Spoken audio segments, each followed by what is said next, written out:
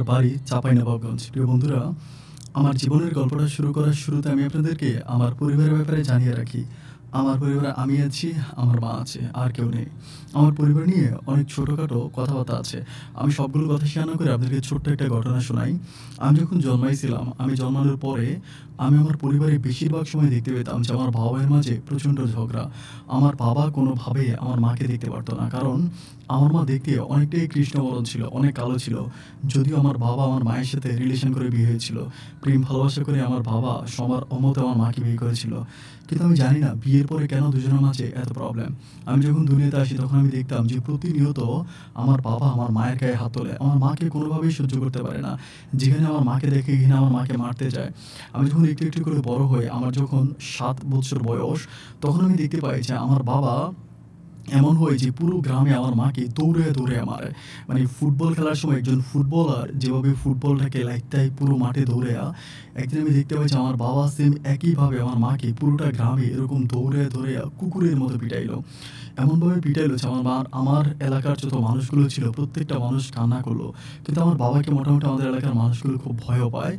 আর যার জন্য কেউ আসলে কোনো প্রতিবাদ করেনি। এভাবে নির্যাতন সহ্য করতে, করতে আমার মা একটা পর্যায়ে এতটাই অসুস্থ হয়েছে যে আমার মা কোনো কাজ-কাম করতে পারে না। মানে এমনভাবে আমার মা মানে লাইক পায়ের মাঝে এত পরিমাণ চোট পায় যে মা কোনোভাবে হাঁটতে পারে না। মায়ের একটা সাইড সম্পূর্ণ অফিসের মতো হয়ে যায়।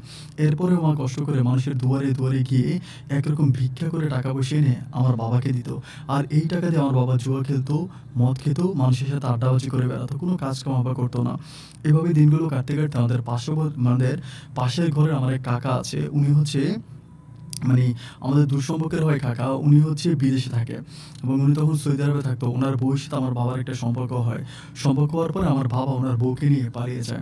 বাবা উনার বউকে নিয়ে পালিয়ে যায়। যখন পালিয়ে যায় তখন পরিবারে আমি আর মা থাকি। পরিবারে প্রচণ্ড অভাব, কোনো রকম সুখ শান্তি নেই। প্রতিটা মুহূর্ত মা মানুষের বাড়ি, বাড়ি গিয়ে খুব কষ্ট করে টাকা-পয়সা আনতো। আর এলাকার ভিতরে মুখ দেখানোর কোনো উপায় ছিল না। মা যেখানে যেত সেখানেই প্রত্যেকটা মানুষ আমার মাকে ছোট করে কথা বলতো। বলতো যে, "তোর জামাইরে তুই ধরে রাখতে পারিস না? অমুকের বউয়ের সাথে পালায়ে গেছে।" ওরকম করে অনেক খারাপ কথা আমার মাকেও বলতো, আমাকেও বলতো। আমি যখন ক্লাস 6 এ পড়ি আমাদের অত্র এলাকার একটি স্কুলে, বাট আমি তখনও দেখতাম যে আমার বাবার জন্য আমি কারো কাছে মুখ দেখাইতে পারি না। স্কুলের শিক্ষকগুলো আমাকে ওভাবেই চিনতো যে, "ওই যে অমুকের বউয়ের সাথে তোর বাবা পালায়ে গেছে। অমুকের বউকে তোর বাবা নিয়ে গেছে, তুই অমুকের সন্তান না?" ওরকম করে আমাকে খুব বাজে ভাষায় কথা বলতো। তো যাই হোক, এরপরেও একটা মানুষের কথা না বললেই নয়। তিনি হচ্ছে মানিক মেম্বার। মানিক মেম্বার নামে পরিচিত। উনার ঘরটা ছিল আমাদের ঘরের একটু পিছনে। বাট এই মানুষটা অত্যন্ত ভালো। আমার বাবা আমার মাকে যখন একেবারেই ছেড়ে চলে যায়, ঠিক সেই মুহূর্তে ওই মানিক মেম্বার এসে আমার মায়ের হাতটা ধরে। আমাদের আমাদের খাওয়া-দাওয়া থেকে শুরু করে যত পরিমাণ যা কিছু লাগে সবকিছু উনি দিত। উনি কিন্তু আগের মেম্বার ছিল, বর্তমানে মেম্বার না। বাট মানুষটা অত্যন্ত ভালো। মনের দিক থেকে উনার মনটা একেবারে সাদা কাগজের মতো পরিষ্কার। উনি আমাদেরকে প্রচণ্ড রকমের সাপোর্ট করে। আমি যখন ক্লাস 6 এ পড়ি, তখন আমার পড়াশোনার জন্য মোটামুটি অনেক টাকা-পয়সা লাগে। আমার মা তো কোনো কাজ-কাম করতে পারে না। উনার ঘরে গিয়ে হয়তো উনার একটু হেল্প করে, উনার বউকে রান্না-বান্না করে দেয়, ওনাদেরকে রান্না-বান্না করে দেয়, ঘরবাড়িগুলো একটু গোছায় দেয়। ওই হিসাবে উনি যে পরিমাণ টাকা দিত সেই টাকা দিয়ে আমি খুব কষ্ট করে পড়াশোনা করতাম। ওই মানিক মেম্বার আমার মাকে বলতো, "তুমি যতই কষ্ট পাও কখনো তোমার ছেলের পড়াশোনাটা বন্ধ করো না। কারণ এই ছেলেটা একদিন পড়াশোনা করে মানুষের মতো মানুষ হবে। যত যাই হোক ওর পড়াশোনাটা বন্ধ করা যাবে না।" এভাবে হাঁটি, হাঁটি পা করে আমার দিনগুলো সামনের দিকে অতিবাহিত হচ্ছিল। পরিবারে প্রচণ্ড অভাব, কিন্তু তারপর আমার পড়াশোনায় কোনো রকম ঘাটতি নেই। কারণ আমার পিছনে ছিল মানিক মেম্বার। উনি সর্বোপরি আমাকে সাহায্য সহযোগিতা করত। এভাবে দিনগুলো কাটতে, কাটতে একটা পর্যায়ে আমি ক্লাস 9 থেকে ক্লাস 10 এ উঠি। আমি আমাদের এলাকার খুব ভালো একজন স্টুডেন্ট ছিলাম। আমি ক্লাস 5 এও বৃত্তি পাই। আমার বৃত্তিটাকে আমি ক্লাস 8 পর্যন্ত এবং ক্লাস 9 পর্যন্ত পড়ি। আমি এসএসসি পরীক্ষা দিই এবং এসএসসি পরীক্ষাতেও আমি যথেষ্ট ভালো একটা রেজাল্ট করি এবং আমার রেজাল্টটা এতটাই ভালো হয়েছে আমি বলে বোঝাতে পারব না।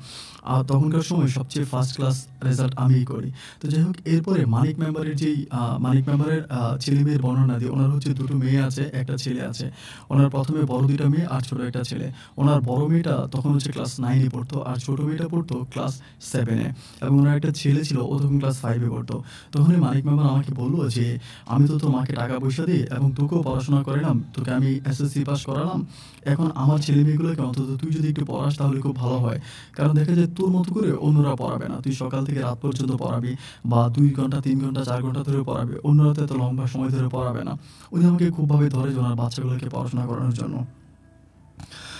আমি তখন ওনাকে বললাম যে, "আচ্ছা ঠিক আছে, কোনো প্রবলেম নাই কাকা। আপনি তো আমার বাবার মতোই। বাবা চলে যাওয়ার পর থেকে আপনি আমার হাতটা ধরে আছেন।" আর আরেকটা ব্যাপার এখানে বলে রাখি, এটা হয়তো অনেকের মনে কনফিউশন থাকতে পারে। আমার বাবা যখন ওই মহিলাকে, ওই প্রবাসীর বউকে নিয়ে পালিয়ে যায়, এরপর থেকে আমার বাবা আর কোনোদিন আমাদের কোনো খোঁজ খবর নেয়নি এবং বাবা বেঁচে আছে কি মরে গেছে সেটাও আমরা জানি না। জীবন চলার পথে আজকে এতগুলো বছর পার করেছি কিন্তু কখনো আর বাবার সাথে আমার দেখা হয়নি। যাই হোক, ওই মানিক মেম্বারের হাতছানিতে আমাদের দিনগুলো এভাবে সামনে দিয়ে কাটতেছিল। আমি তখন মানিক মেম্বারের ২ টা মেয়ে আর একটা ছেলেকে প্রাইভেট পড়াইতাছি।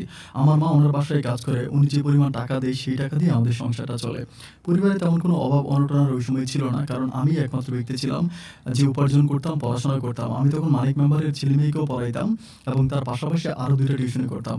ওই টিউশনের টাকা দিয়ে মোটামুটি আমি ভালোই চলতেছিলাম। আমি যখন ইন্টার সেকেন্ড ইয়ারে উঠি, তখন আমি সিদ্ধান্ত নিলাম যে আমার এই পঙ্গু মাকে দিয়ে আমি আর কোনো কাজ করাবো না। একটা পর্যায়ে আমি আমার মাকে বললাম যে, "মা, তোমার আর কাজ করতে হবে না। তুমি কাজ-কাম বন্ধ করে দাও।" মাকে আমি সম্পূর্ণ কাজ-কাম বন্ধ করায় দিয়ে মাকে আমি ঘরবন্দি করে দেই। মাকে ঘরে বসাই এবং মায়ের ঔষধ থেকে শুরু করে মায়ের যত যাবতীয় জিনিসপত্র লাগে সবকিছু আমি দেই। খুব কষ্ট করে আমি আমার মাকে এভাবে লালন-পালন করতে থাকি, দিনগুলো কাটতে থাকে। বাট আমাদের গ্রামের অন্য যে মানুষগুলো আছে তাদের কথা না বললেই নয়। তারাও কিন্তু অত্যন্ত ভালো। বিপদে-আপদে আমাদের পাশে ছিল। আমাদেরকে সাহায্য সহযোগিতা করেছিল। আমার গ্রামের মানুষগুলো আমি এক কথায় বলতে পারবো যে একেবারে ফেরেশতার মতো। দিন আর রাতগুলো এভাবে কাটতে একটা পর্যায়ে আমি তখন সিদ্ধান্ত নিলাম যে আমি আর মানে ইন্টারটা পাস করার পরে আমি তখন এখান থেকে ঢাকাতে চলে যাবো। কারণ ঢাকাতে ভালো, ভালো বিশ্ববিদ্যালয় আছে এবং ভালো একটা বিশ্ববিদ্যালয় থেকে আমি পড়াশোনা করব। এটা আমি সিদ্ধান্ত নেই। তখন আমি ইন্টার সেকেন্ড ইয়ারে মানে ফাইনাল পরীক্ষার খুব কাছাকাছি সময় থাকি। তো সে সময় একদিন আমি মালিক মেম্বারকে বলি যে, "মেম্বার সাহেব, আপনি তো আমাদেরকে অনেক উপকার করেছেন, অনেক সাহায্য সহযোগিতাও করেছেন। আমি একটা সিদ্ধান্ত নিলাম, আমার কিছু বন্ধু-বান্ধবের সাথে কথা বললাম। ঢাকাতে আমি একটা চাকরির ব্যবস্থাও করলাম। আমি ঢাকার দিকে চলে যাবো, ওখানে গিয়ে একটা চাকরি করব। আপনি আপাতত হচ্ছে আমার মাটাকে একটু দেখে রাখবেন। আমার মাকে একটু দেখে রাখবেন। আমি প্রতি মাসে আমার মায়ের জন্য টাকা পাঠাবো। আমার যেহেতু ভাই-বোন নেই, আমার বাবা নেই, তাহলে আমার মাটা সত্যি অনেক বেশি অসহায়। আপনি আমার মাটার দিকে একটু খেয়াল রাখবেন।" আমি মানিক মেম্বারের হাতে পায়ে ধরে কান্নাকাটি করে কথাগুলো বললাম। বলার পর উনি আমাকে বলে যে, "ঠিক আছে, কোনো প্রবলেম নাই। তুই যখন যাবি আমাকে বলে যাবি এবং তোর মাকে সর্বোপরি আমাদের ঘরে দিয়ে যাবি।" যাই হোক, এর পরের দিন আমি মানিক মেম্বারের বাচ্চাদেরকে পড়াইতে যাই। ওনার ২ টো মেয়ে আছে। ১ম মেয়েটার নাম হচ্ছে মালিহা এবং সেকেন্ড মেয়েটার নাম হচ্ছে মাহি এবং ছোট যে বাবুটা আছে তার নাম হচ্ছে খোকন। তো যাই হোক, আমি বড় মেয়েটাকে পড়াচ্ছিলাম। বাট ওইদিন দেখি যে বড় মেয়ের মুডটা অনেক খারাপ। মানে ও একরকম পারতেছে না যে কান্না করে দিবে, এরকম মুড। তো এটা দেখার পর আমি একটু অবাক হয়ে গেলাম। আমি জিজ্ঞেস করলাম যে, "কি ব্যাপার? মালিহা, তুমি কান্না করতেছো কেন? কোনো প্রবলেম?" মানে ও আমাকে বলে যে, "না স্যার, কোনো প্রবলেম নাই।" আমি বললাম যে, "তুমি বলো না, কি ব্যাপার? আমার কাছে খুলে বলো। আমি কি তোমার কোনো ক্ষতি করেছি বা তুমি কি কারো কাছে কষ্ট পেয়েছো?" আমাকে বললেন, "না স্যার, কারো কাছে কষ্ট পাইনি আর আপনি আমার কোনো ক্ষতিও করেন নাই। কিন্তু একটা ব্যাপার মনের ভিতরে কেমন জানি আনচান করতেছে।" আমি তখন বললাম যে, "কোন ব্যাপার?" আমাকে বলতেছে যে, "স্যার, আমি দীর্ঘদিন ধরে একটা জিনিস মনে লালন করে আসছি। অনেকদিন ধরে কথাটা বলবো করে আমি বলতে পারছি না। আর আমার কাছে মনে হয় যে এই কথাটা আমি আর জীবনে কখনো বলতেও পারবো না।" ওর এই কথাটা শোনার পর আমি একটু তাজ্জব হয়ে গেলাম। আমি বললাম যে, "এমন কি কথা আছে যেটা তুমি বলি করে আমাকে আজও বলতে পারোনি এবং এখন বলছো যে এই জীবনে হয়তো এই কথাটা বলা হবে না?" তখন সে আমাকে বলে, "বলবো কি করে? কারণ যে মানুষটাকে বলবো সে মানুষটাই তো হাঁটি পা পা করে আমার কাছ থেকে আজ অনেক দূরে হারিয়ে যাচ্ছে।" ওর এই কথাটা শোনার পরে আমার মনের ভিতরে কেমন জানি একটু খিটকি মেরে ওঠে। আমি তখন তাকে বললাম যে, "যেই মানুষটাকে তুমি কথাটা বলবা, সেই মানুষটা হাঁটি পা পা করে তোমার কাছ থেকে দূরে সরে যাচ্ছে, এর মানেটা কি?" আমাকে বলে, "হ্যাঁ, আমি যে মানুষটাকে এই কথাগুলো বলবো, সেই মানুষটাই কিছুদিন পরে আমার কাছ থেকে অনেক দূরে চলে যাবে।" তার এই কথাটা শোনার পরে আমি একটু তাজ্জব হয়ে গেলাম। আমি তাকে বললাম যে, "কি এমন মানুষ এবং কে সেই ব্যক্তিটা? আমার কাছে একটু খুলে বলো।" তখন সে বলে যে, "স্যার, বলবো, একটু পরে বলবো।" তো তার সবাইকে আমি পড়াচ্ছিলাম। তো পড়াইতে প্রায় পড়ানোর শেষের দিকে আমি তখন বললাম যে, "ঠিক আছে, তুমি তো আর বললা না মালিহা, তুমি আমাকে পরে বইলো, এটা বলি।" তো বলার পর আমি তখন ওদের ঘর থেকে বের হই। বের হয়ে যখন আমি চলে যাচ্ছিলাম, ওদের ঘরটা ছিল এরকম যে ওদের বাসা থেকে বের হয়ে ওদের বাড়ির পিছন দিয়ে মানে ঘুরে ওদের বাড়ির পিছন দিয়ে আবার মেইন রোডে উঠতে হতো। তো আমি যখন বাড়ির পিছন দিয়ে হাঁটতেছিলাম, ও পুকুর পাড় থেকে আমাকে স্যার বলে জোরে ডাক দেয়। যখন ডাক দেয়, ডাক দেওয়ার পর আমি যখন দৌড়ে মানে ওখানে দাঁড়াই, ও তখন দৌড়ে পেছন থেকে আসে। আইসা বলতেছে যে, "স্যার, আজ আমি আপনাকে একটা কথা বলবো। আপনি যদি পারেন এই কথাটা আমার বাবাকে একটু বলবেন।" এটা বলে। তখন আমি চিন্তা করলাম যে সে হয়তো কাউকে ভালোবাসে। তো আমি বললাম যে, "দেখো, পছন্দের ব্যাপারগুলো আসলে নিজেদের মুখে বলা ভালো। কারণ আমি তোমার বাবার কাছে অনেক সম্মানিত একজন ব্যক্তি। আমি তোকে প্রাইভেট পড়াই। এখন আমি তোমার বাবাকে বললে হয়তো তোমার বাবা অন্য কিছু মনে করতে পারে। তুমি যাকে পছন্দ করো তার ব্যাপারটা তুমি তোমার বাবাকে বলো।" ও আমাকে বলে যে, "আমার বলার কোনো ক্ষমতা নেই, আমি বলতে পারব না। যদি বলতে হয় তাহলে আপনাকেই বলতে হবে। ইনিয়ে বিনিয়ে আমার হাতে পায়ে ধরে।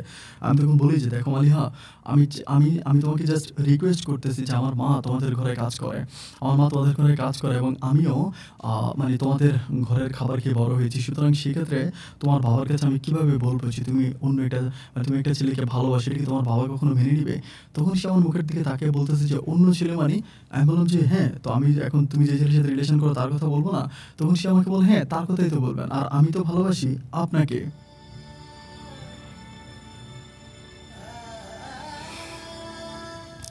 ওর এ কথা শোনার পরে একটা সুন্দরী মেয়ে যখন একটা ছেলেকে প্রপোজ করে, ছেলেটা তখন অত্যন্ত খুশি হয়। কিন্তু ওর এ কথাটা শোনার পরে আমার চোখ দুটো জলে ভিজে গেল। আমি তখন বললাম যে, "মালিহা, তুমি কি বলতেছো? তুমি কি ভেবেচিন্তে বলতেছো? তুমি কি জানো যে আমি কে? তোমাদের ঘরে যে একটা কাজের লোক আছে, ওই কাজের লোকটার চেয়েও আমি আরো বেশি নগণ্য। আমি আরো বেশি ছোট। তোমার বাবা যদি সে সময় আমাদেরকে আশ্রয় না দিত, আমাকে পড়াশোনা না করাইতো, তাহলে আমি কাউসার হয়তো এই দুনিয়াতে এতদিন বেঁচে থাকতাম না। আমার কবরটা হয়তো খুঁজে পাওয়া যাইত না। আমার মা হয়তো এই দুনিয়াতে বাঁচত না। তোমার বাবার নুন ভাত খেয়ে আমি দুনিয়াতে বেঁচে আছি। আমি এত বড় বেইমানি কোনোদিনও তোমার বাবার সাথে করতে পারব না। তুমি প্লিজ আমাকে মাফ করে দাও।" আমাকে বলে যে, "স্যার, আপনি আমাকে চিনেন না। আপনি যদি আমার কথা না রাখেন তবে পৃথিবী উল্টে যাবে। তবে আমি আমার সিদ্ধান্তের বাইরে যাব না।" এটা বলে সে খুব হার্ডলি কান্নাকাটি করে ওখান থেকে চলে যায়। ও যখন চলে যায় আমি তখন বাসায় আছি। বাসায় আসার পরে আমি চিন্তা করতেছি আমি কি মহা বিপদে পড়ে গেলাম। এই বিপদ থেকে আমাকে আল্লাহ ছাড়া রক্ষা করার আর কেউ নেই। আমি তখন সিদ্ধান্ত নিলাম যে আমি এই মেয়েটাকে আর প্রাইভেট পড়াবো না। এরপরে টানা প্রায় ২ দিনের মতো আমি আর ওকে প্রাইভেট পড়াইতে যাই না। মানে আমি ওদের বাসায় যাই না ২ দিন। ২ দিন পরে একদিন মালিক মেম্বারের সাথে আমার রাস্তায় দেখা হয়। দেখা হওয়ার পর উনি আমাকে বলে, "কি ব্যাপার স্যার? আপনি বাচ্চাদেরকে পড়াইতে যাচ্ছেন না, কি ব্যাপার? আপনি কি পড়ানো বন্ধ করে দিয়েছেন?" আমি বললাম যে, "না, না, আসলে আমার শরীরটা ভালো না তো। আমি এজন্য চাচ্ছি না। আমার মায়ের শরীরটাও ভালো না। আমি একটু পারিবারিক প্রবলেমে আছি এজন্য।" উনি তখন উনার পকেট থেকে আমার ৳২,০০০ বের করে দিল। আমাকে বলল যে, "টাকাটা নেন, আপনার আব্বা আমাকে দিয়েন। আর আপনি কালকে প্রাইভেটে আসবেন।" এভাবে বলে। আমি তখন বললাম যে, "দেখেন স্যার, আমি উনাকে বুঝাচ্ছিলাম বাট উনি আমার কোনো কথাই শুনতেছে না।" একটা পর্যায়ে আমি তখন বললাম যে, "আচ্ছা ঠিক আছে, আমি যাবো।" তো পরের দিন আমি আবারও বাচ্চাদেরকে পড়াইতে যাই। মানে উনার ছেলে-মেয়েকে। বাট উনার বড় মেয়ে মালিহা তখন আমার দিকে খুব অপলক দৃষ্টিতে তাকায় আছে। মানে ওর চোখের পানিগুলো টলমল করে। আমি তখন ওর ছোট বোন মাহিকে বলতেছি, "মাহি, তোমার পড়াশোনায় কোনো প্রবলেম আছে?" ও বলে, "না, প্রবলেম নাই।" খোকনকে জিজ্ঞেস করলাম যে, "বাবু, তোমার কি কোনো প্রবলেম?" ও বলে, "না স্যার, আমার কোনো প্রবলেম নাই।" আমি যখন মালিহাকে প্রশ্নটা করলাম, মালিহা তখন বলতেছে, "আমার সবচেয়ে বড় প্রবলেম, তুই আমাকে ছেড়ে কোথাও যাইতে পারবি না।" ওর বোনের সামনে এবং ওর ছোট ভাইয়ের সামনে যখন এভাবে তুই করে বলে তখন আমি তখন অবাক হয়ে যাই। আমি তখন বলছি, "মালিহা, মাইন্ড ইউর ল্যাঙ্গুয়েজ।" ও বলে, আমার ভাষা সংযত করার কোনো প্রয়োজন নাই। আমি এখন যেটা করব এটা শুনলে তুই অবাক হয়ে যাবি।" ওইভাবে তুই করে সম্বোধন করে। আমাকে বলে যে, "তুই কক্ষনো কোথাও যাইতে পারবি না।" এটা বলল তখন হুট করে এখান থেকে উঠে গিয়ে একটা কোরআন শরীফ নিয়ে আসে। আমাকে বলে, "কোরআনে হাত দিয়া বল যে তুই কক্ষনো আমাকে ছেড়ে কোথাও যাবি না।" আমি তখন বলি যে, "তুমি অজু করেছ? তুমি অজু না করে কোরআন শরীফে হাত দিয়েছ?" বলে, "আমি পাগল হয়ে গেছি।" ওর বোন তখন নিচের দিকে তাকায় আছে, ওর ভাইটা তখন নিচের দিকে তাকায় আছে। আমি তখন আল্লাহ, আল্লাহ করতেছি, আল্লাহ না জানি পিছন থেকে মানিক মেম্বার এসে দেখে। কারণ ওই মানিক মেম্বার যদি এই দৃশ্যটা দেখে উনি আমাকে একদম মেরেই ফেলবে। আমি ওনাকে প্রচণ্ড রকমের ভয় পাই। আমি তখন বলতেছিলাম যে, "মালিহা, এমন কিছু করো না যেটা করলে আমি আর এই সমাজে মুখ দেখাইতে পারব না।" ও আমাকে বলে, "হ্যাঁ, আমি এমন কিছুই করব। তুই আগে কোরআনে হাত দিবি না?" আমি বললাম যে, "আমি জীবনেও এই কোরআনে হাত দিব না। আর তোমার সাথে আমি কখনো সম্পর্কও করব না। তুমি আমাকে মাফ করে দাও।" এটা বলে আমি তার কাছে ক্ষমা চাই। সে তখন কোরআন শরীফটা রেখে এসে আমাকে বলে যে, "ঠিক আছে, তোকে কিভাবে লাইনে আনতে হবে এটা আমার জানা আছে।" এটা বলে ও তখন এখান থেকে উঠে যায়। উঠে যাওয়ার পর ও ওর বাবা-মাকে কিভাবে ম্যানেজ করে আমি জানি না। ও আর পড়তে আসে না। আমি তখন বাচ্চাগুলোকে ১ ঘন্টা পড়াই, পড়ানোর পর আমি তখন আমার বাড়িতে আসি। যখন বাড়িতে চলে আসি সন্ধ্যার পর এই মালিহা তার ছোট বোন মাহিকে নিয়ে আমাদের বাসায় আসে। আমাদের বাসায় আসার পর আমাকে ডাকে। আমি তখন ঘর থেকে বের হই এবং ওকে দেখার পর তো আমি পুরো আসমান থেকে পড়েছি। এই সময় আমাদের বাসায়। আমি তখন বললাম, "কি ব্যাপার মালিহা, মাহি, তোমরা আমাদের বাসায়?" পরে বলতেছে যে মাহি তখন বলতেছে, "স্যার, আমার আপু আপনার সাথে একটু কথা বলবে।" আমি তখন হচ্ছে আসি ওর কাছে। কাছে আসার পর ও আমাকে বলতেছে যে, "আমি যে কথাগুলো বললাম এগুলোকে আপনি রাখবেন না?"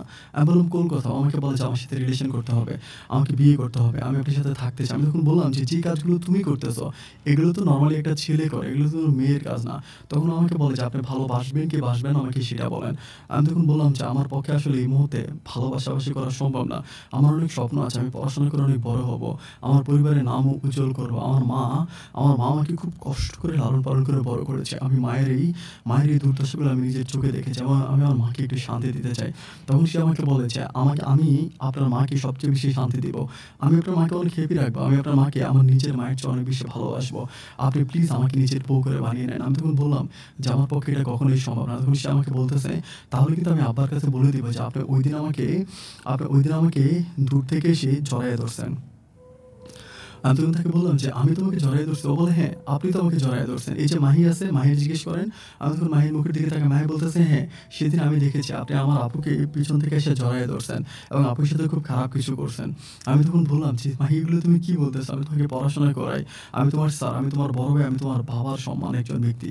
তুমি কিভাবে পারো এরকম কথাগুলো বলতে?" আমাকে বলে যে, "আমি আব্বার কাছে বিচার দেব।" ও তো ছোট মানুষ। মানে মালিহা যেমন করে শিখাই দিছে মাহি ঠিক তেমন করেই কথা বলতেছে। আমি তখন মোটামুটি বুঝে যাই যে ২ বোন একেবারে মাস্টার প্ল্যানিং করে মাঠে নামছে। আমি তখন বলি যে, "তোমরা আমার জীবনটাকে এভাবে নষ্ট করো না। কারণ তোমরা আমাকে এভাবে আমার জীবনটা নষ্ট করো না। আমি আমার মায়ের মুখে একটু হাসি ফোটাতে চাই।" তখন আমাকে বলে যে, "আমি কালকে দুপুর পর্যন্ত আপনাকে সময় দিলাম।" মালিহা বলে যে, "কালকে দুপুর পর্যন্ত আপনাকে সময় দিলাম। কালকে দুপুরের মধ্যে যদি আপনি আমাদের বাসায় এসে আমাদেরকে প্রাইভেট পড়ান এবং আমাকে ভালোবাসি কথাটা না বলেন, তাহলে আমি কালকে দুপুরের মধ্যে আমি বাবাকে প্রত্যেকটা কথা বলে দিব। এই কথাটা মনে রাখবেন।" এইটা বলি। বলার পরেই যাই হোক এরপরে আমি তো আর কোনো কথা বলি না। রাতটা কোনোমতে কাটাই এবং সকালবেলা আমি মনে, মনে চিন্তা করতেছি যে আমি এলাকা ছেড়েই চলে যাবো। আমি ভাবতেছি আমি এলাকাতে আর থাকবো না। আমি দূরে কোথাও চলে যাবো। আমি তখন ব্যাগ-ট্যাগ বাঁধতেছি। ওই সময় আ মানিক মেম্বার আমাকে কল দেয়। মানে মালিহার বাবা আমাকে কল দেয়। কল দেওয়ার পরে আমাকে বলতেছে যে, "স্যার আপনার সাথে একটু জরুরি কথা আছে, আমাদের বাসায় আসেন।" এটা যখন আমাকে বলে তখন ঘড়িতে প্রায় ১০ টার মতো বাজে। আমি তখন চিন্তা করি ও তো আমাকে ১২ টা পর্যন্ত টাইম দিল। তাহলে ১০ টা বাজে কেন বলে দিল? যখন এই কথা বলে তখন আমার ভিতরের যেন একেবারে সবকিছু ঠান্ডা হয়ে গেছে। আমি তখন উপর দিকে তাকিয়ে আল্লাহর দিকে তাকিয়ে বলতেছি, "হে আল্লাহ! এই বিপদ থেকে রক্ষা করার মালিক তুমি। তুমি রব্বুল আলামিন ছাড়া আমাকে এই বিপদ থেকে কেউ রক্ষা করতে পারবে না। আমার তো বাবা নেই, চাচা নেই, জ্যাঠা নেই।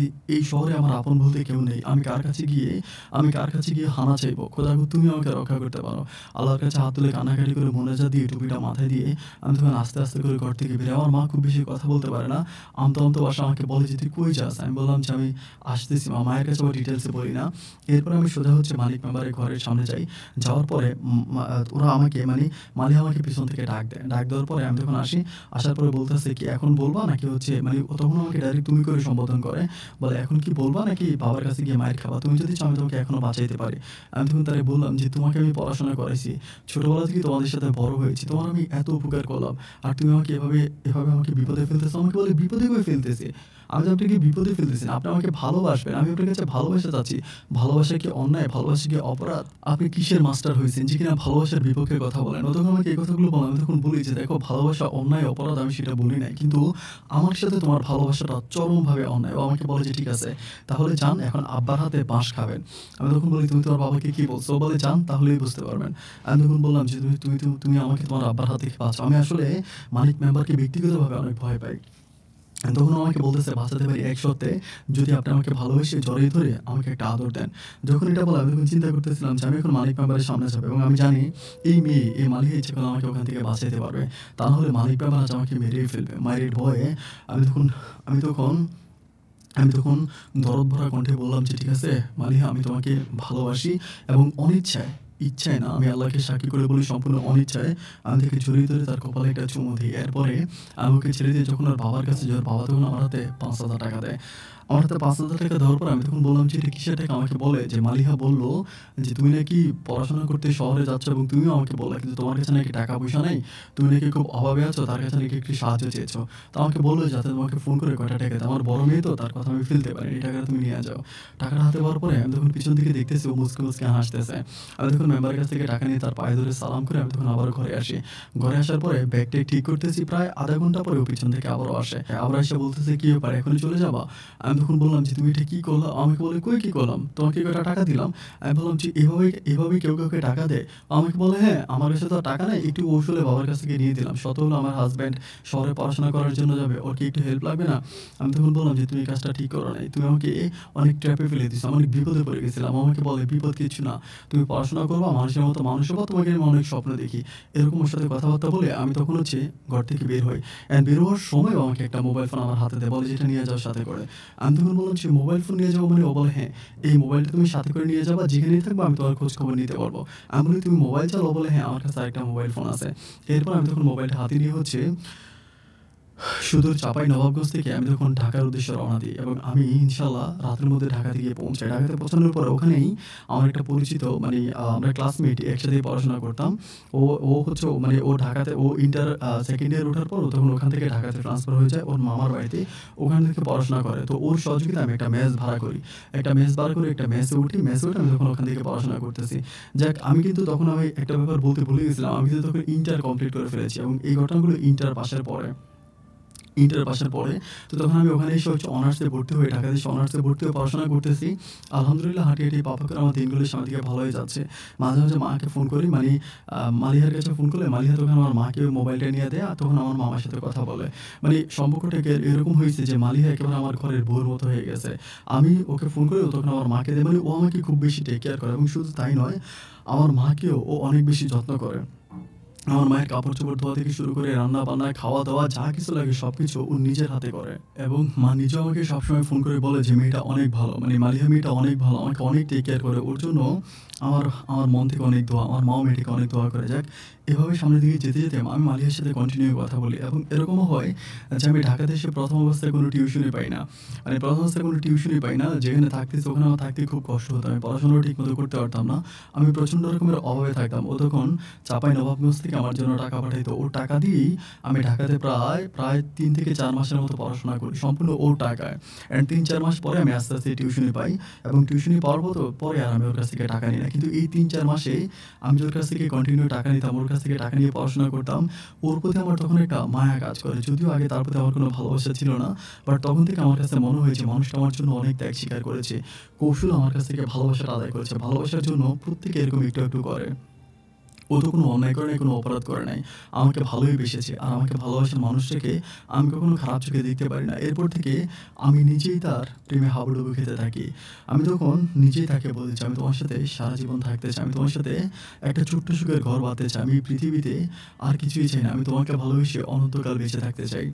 এরপরে তার সাথে আমার একটা মিষ্টি প্রেমের সম্পর্ক হয়। সম্পর্কটা এতটাই গভীর যে আমি চোখটা বন্ধ করলে তার মুখটা আমার চোখের সামনে দেখতে পাই। এই মানুষটাকে আমি এতই ভালোবাসি, এতই বেশি ভালোবাসি যে আমার কাছে মনে হয় যে আমি যদি একদিন তার সাথে কথা না বলে থাকি তাহলে যেন আমি মাটির দেশে চলে যাবো। মানে মারা যাবো। এত বেশি ভালো আমি মানুষটাকে বাসি। আর মালিহাও আমাকে এত বেশি ভালোবাসে যে আমি কাউকে বলে বোঝাতে পারবো না।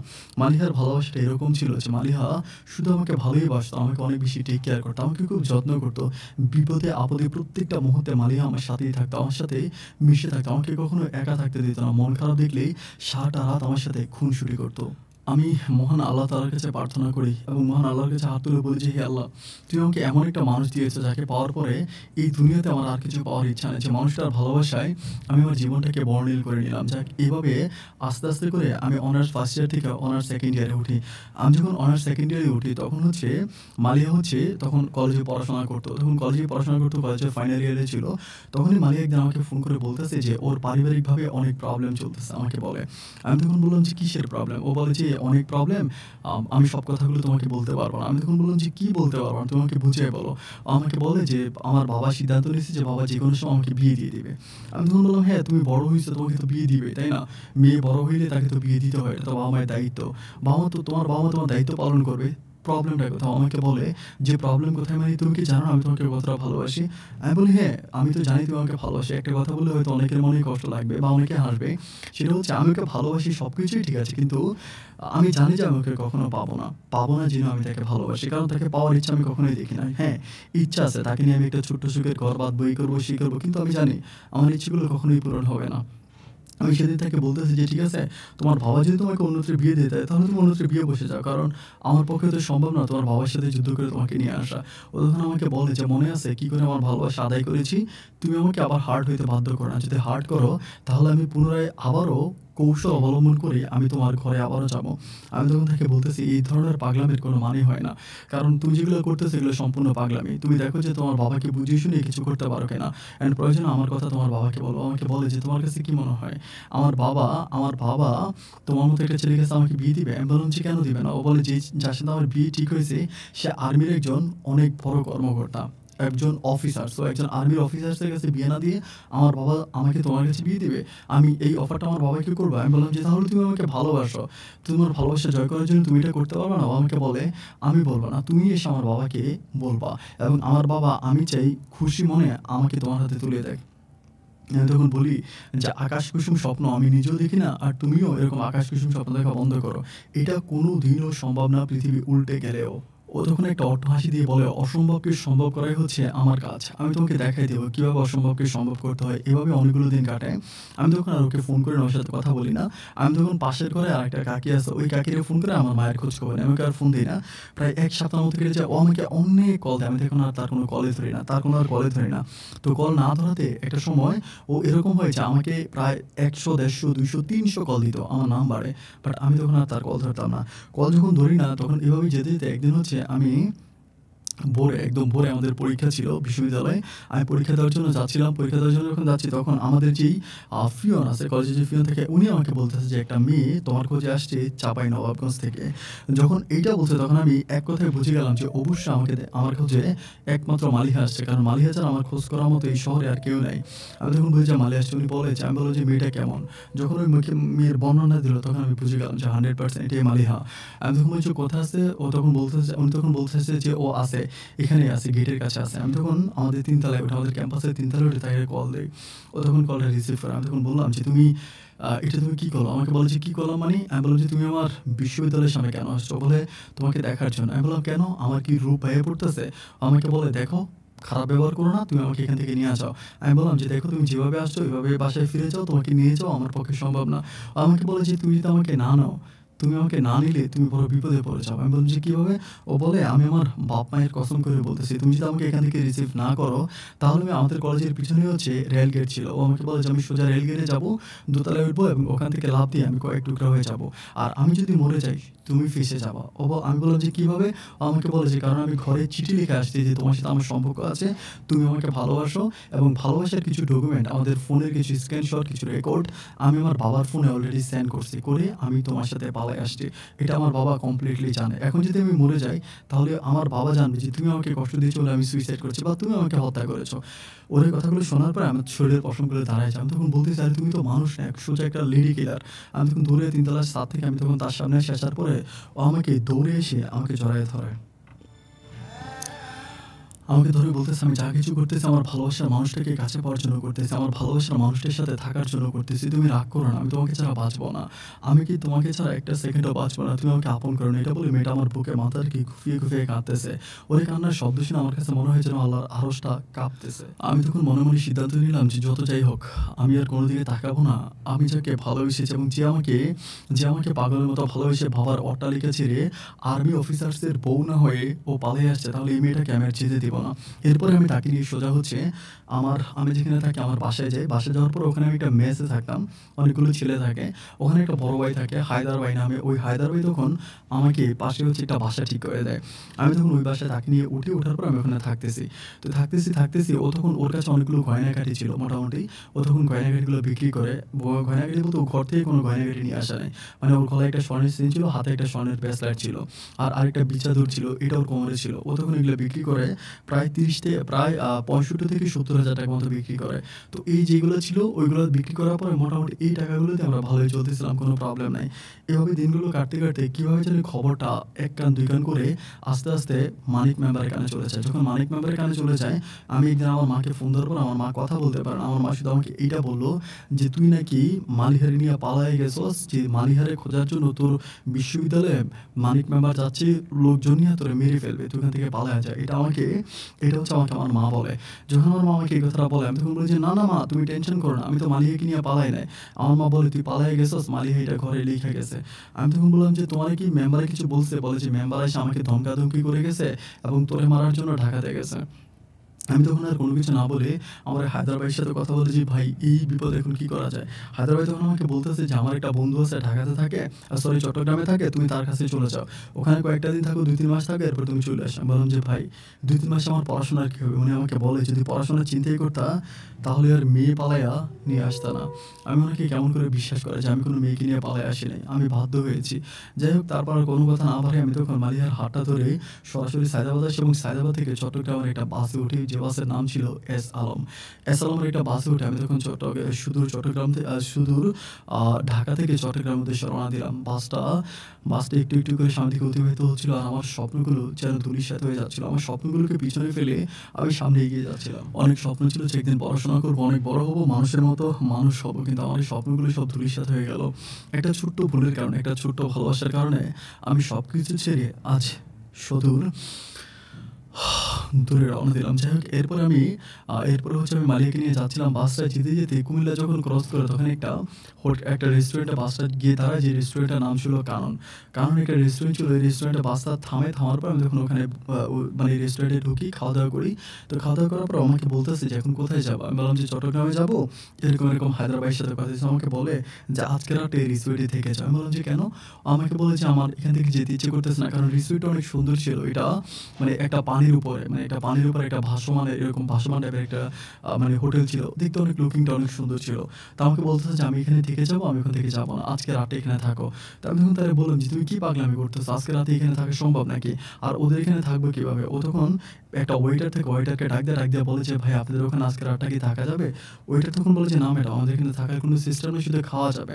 মানে খাওয়া-দাওয়া করতে পারবেন। কারণ উপরে আমাদের রুম ভাড়া হয় না।"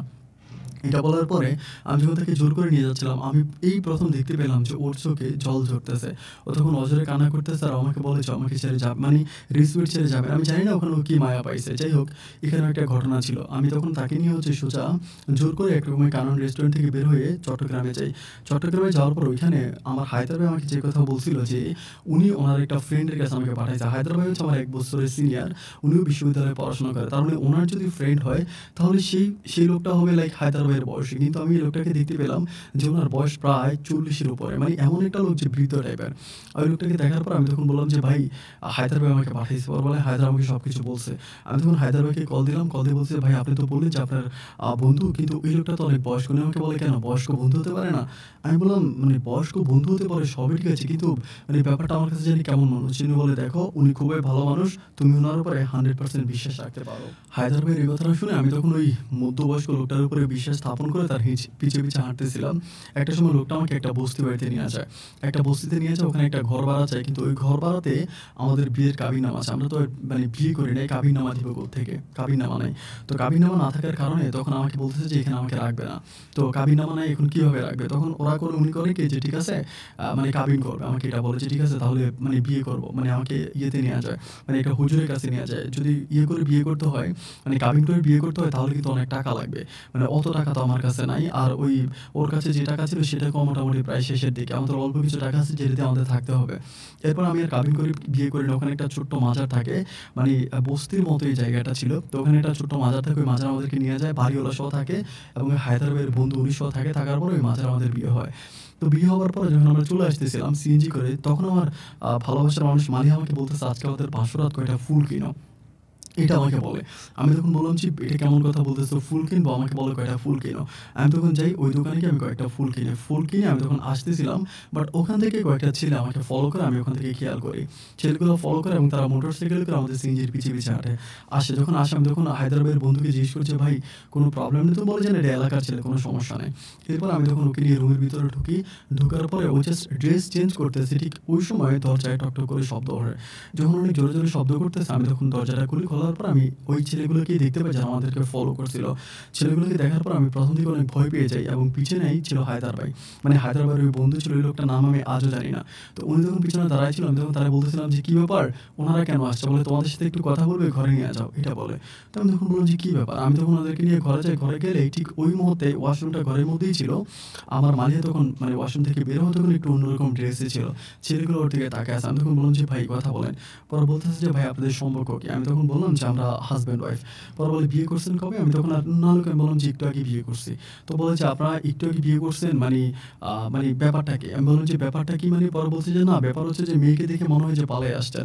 আমি বললাম যে হ্যাঁ ভাই পালায়ে আসছি। তো বলে যে এটা কোনো কথা হইলো? আমাদের এলাকাতে একটা মেয়েকে নিয়ে পালায়া চলে আসছেন। কিভাবে আনছেন মেয়েটাকে? তাবিজ করে? আমি তখন বললাম যে কি বলেন ভাই তাবিজ করে আনবো কেন? তো বলতেছে যে আপনার মতো এরকম বাংলা পাঁচের মতো একটা চেহারা ছেলে এত সুন্দর একটা মেয়ে নিয়ে আসছেন তাহলে তো তাবিজ করে আনছেন। আমি বললাম যে ভাই দেখেন আমি কোনো তাবিজ তেমন করে আসি নাই। ও আমাকে ভালোবাসে, আমিও তাকে ভালোবাসি, ভালোবেসে আমার হাত ধরে চলে আসছে। তখন আমাকে বলে যে কিভাবে বিশ্বাস করবো? আমি বললাম যে আপনি কিভাবে বললে বিশ্বাস করেন? আপনিই বলেন। উনি আমাকে বলে যে মেয়ের বাবাকে কল দেন। আমি তখন বললাম যে এটা তো ভাই কোনোভাবেই সম্ভব না। বলে ঠিক আছে মেয়ের বাবারে কল দেন। মেয়ের বাবারে কল দিলেই তো বুঝতে পারবো, তাই না? আমি তখন বললাম যে আপনি যেটা করতেছেন এটা সম্পূর্ণ অন্যায় করতেছেন। উনি বলে অন্যায় অপরাধ পরে আপনি মেয়ের বাবারে কল দেন। আমি তখন তার বললাম যে আমি ওর বাবাকে কল দিতে পারবো না। তখন বলে যে ঠিক আছে তাহলে আপনি একটু বাইরে আসেন, আমার সাথে কথা আছে। আমি তখন বললাম যে বাইরে কেন যাবো? উনি আমাকে বলে যে আপনার ওয়াইফকে বলেন দরজা লাগাই দিতে। মানে দরজা লাগাই দিতে বলেন যে উনারা ছিল কিন্তু ৫ জন প্রায় ৬-৭ জনের মতো ছিল। আমি মানে কাউন্ট করি নাই। তখন উনি আমার সাথে কথা বলতে বাইরে আসে। আমি যখন আসার সময় আমার বউকে বলছি যে তুমি দরজাটা লাগাই দাও। এটা বলি। ও তখন ভিতর থেকে দরজা লাগাইতে আমি তখন এই লোকটার সাথে এখানে আসি। আসার পরে আমি ওনার সাথে এখানে এসে কথা বলতেছি। কথা বলতেছি মানে ঘরের বাইরে মানে বাইরে বলতে প্রায় ২-৩ টা ইয়ের পরে আরকি ওইখানে গিয়ে কথা বলতেছি। তো কথা বলতে একটা পর্যায়ে পিছন থেকে আরো ৩ টা ছেলে আসছে। ৩ টা ছেলে আসছে। তো ৩ টা ছেলে আসার পরে ৩ টা ছেলে তখন বলতেছে, "বড় ভাই আপনি যান আমি বাবার সাথে কথা বলি।" আমি তখন বললাম যে, "ভাই আপনাদের কথাবার্তা আমি কিছুই বুঝতে পারতেছি না।" ওই ৩ টা ছেলে বলতেছে, "এখনই বুঝবা।" কিন্তু আমার তো মনে মানে কোনো সন্দেহ নাই কারণ আমার ভালোবাসার মানুষ তো অনেক সেফ। ঘরের দরজাগুলো অনেক হার্ড কারণ ওই দরজা যদি ভাঙতো না আমি এখান থেকে শব্দ পাইতাম। আমার এখান থেকে কিন্তু অনেক দূরে না। মোটামুটি দেখাই যে ওর ঘরের দরজাটা। তো আমি এখানে মানে দাঁড়ায় আছি। তো আমি বললাম যে, "দরজা ভাঙলেও তো আমি শব্দ পাবো।" মাঝে, মাঝে ওই দরজার দিকেও তাকাই যে কোনো প্রবলেম কিনা বা কিছু হইছে কিনা? দেখি যে না সবকিছুই ঠিক আছে। এভাবে আমি প্রায় ওদের সাথে এখানে ২ ঘন্টার মতো থাকি। পালাক্রমে ওরা আমাদের সাথে কথা বলে এবং কিছুক্ষণ পরে ওই বড় ভাইও আসে। যখন ওই বড় ভাইটা আসে তখন ওই পোলাপাইনগুলো আমাকে ঘেরাও করে রাখতেছে। মানে আমাকে একরকম কেমন জানি বন্দি করতেছে। আমার তখন ওর জন্য খুব কষ্ট হচ্ছিল। আমি তখন বললাম যে, "ভাই দেখেন আমি রুমে যাবো। আপনাদের সাথে আমি যা বলার কালকে সকালে কথা বলবো। আপনারা সকালে এসেন, সকালে কথা বলবো।" পরে বলে যে, "আচ্ছা ঠিক আছে যাবেন যেহেতু যান।" প্রায় আমি ২ থেকে ২.৫ ঘন্টার মতো কিন্তু ওদের সাথে ওখানে থাকি। অ্যান্ড ২-২.৫ ঘন্টা পরে আমি যখন মানে দরজা নক করি তখন মানে ভিতর থেকে কেউ দরজা খুলতেছে না। আমি বারবার যখন দরজা নক করি তখন দেখতে পাই যে আমার ভালোবাসার মানুষ মালিহা একটু করে সে দরজাটা খুলছে। দরজাটা খোলার পর আমি ওর মুখের দিকে তাকিয়ে আমার মাথায় যেন আসমানটা ভেঙে পড়ছে।